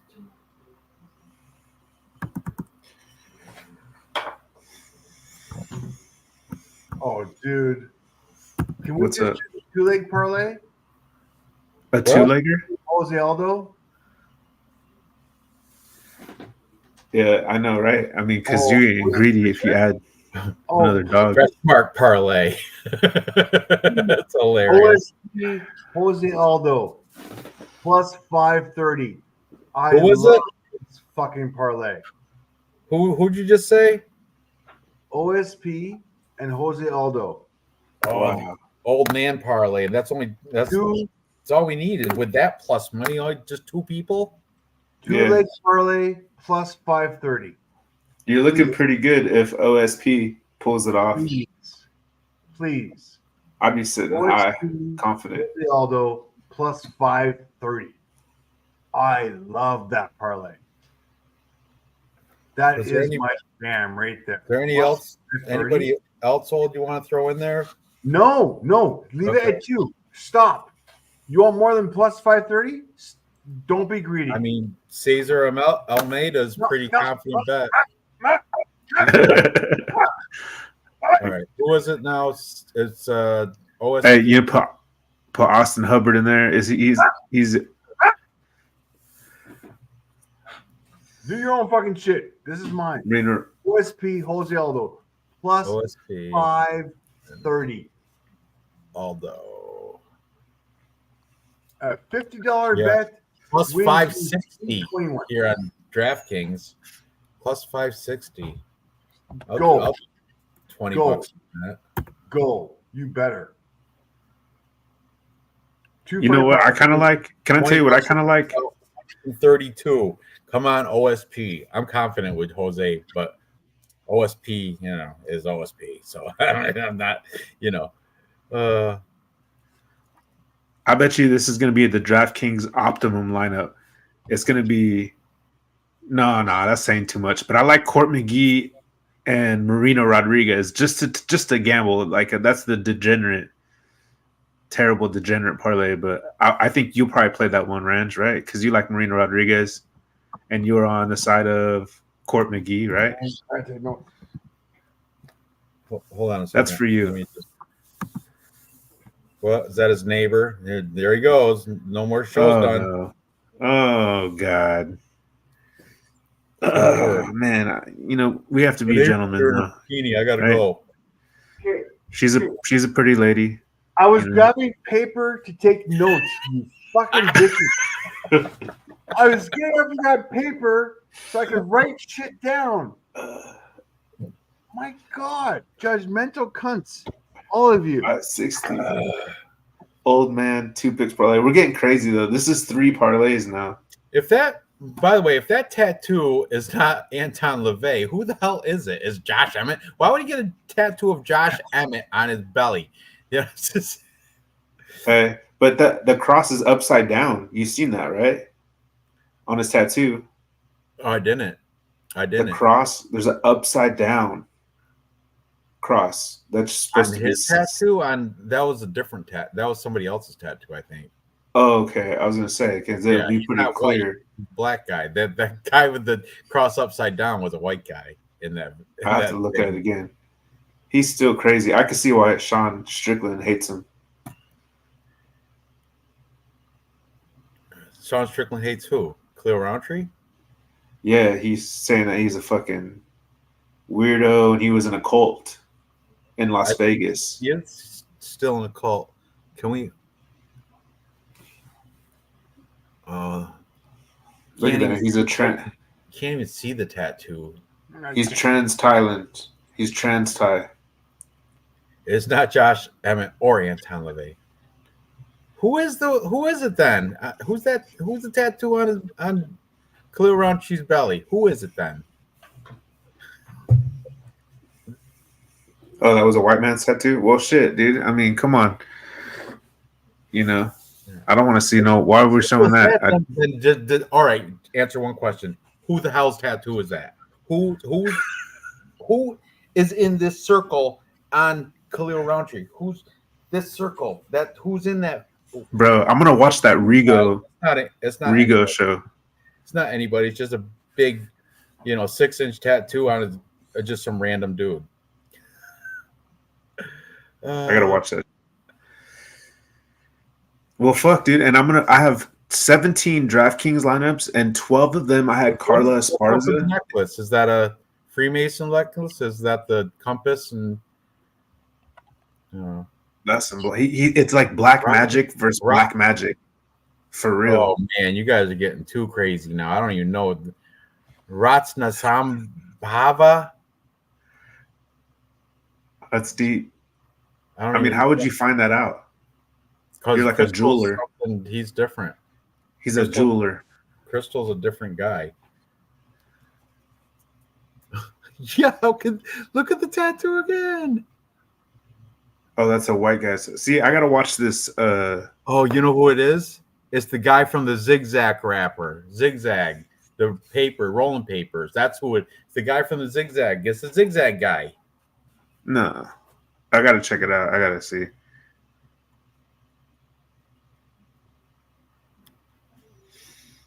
Be crazy if he knocks out Poetan like round 1 or something.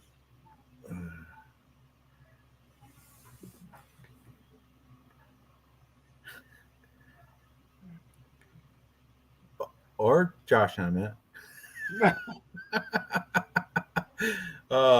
And look at this kid's a weirdo too. Rigo. He's reaching. Proper 12 sucks too. That's a horrible whiskey. And that's Dustin Poirier. Maybe I doubt he's like a sponsor. It's Conor McGregor's whiskey, Proper 12. But it's Dustin Poirier's hot sauce right next to it, right? Right next to it, yeah. He's probably trying to get there. Look at those are Freemason wins right there. Freemason strikes. Yeah, what's going on with these? With the crow feet, cut off, severed crow feet. That's weird. That's a weird one. What's that? Freemason. Overcome, and it's a cross with the sun shining. See, that's a good one. It's a nice one. Okay, how deep are we going here? Why am I? We're not. I don't care. I was reading through the chat, then fell right back down that rabbit hole. Crystal, Rasta Sambhava. The biggest douchebag I've ever seen in my life. Give me that Freemason tattoos energy. Oh, he got it with the tap tattoo. It wasn't even wasn't it like a pen? Douchebag. Get a job.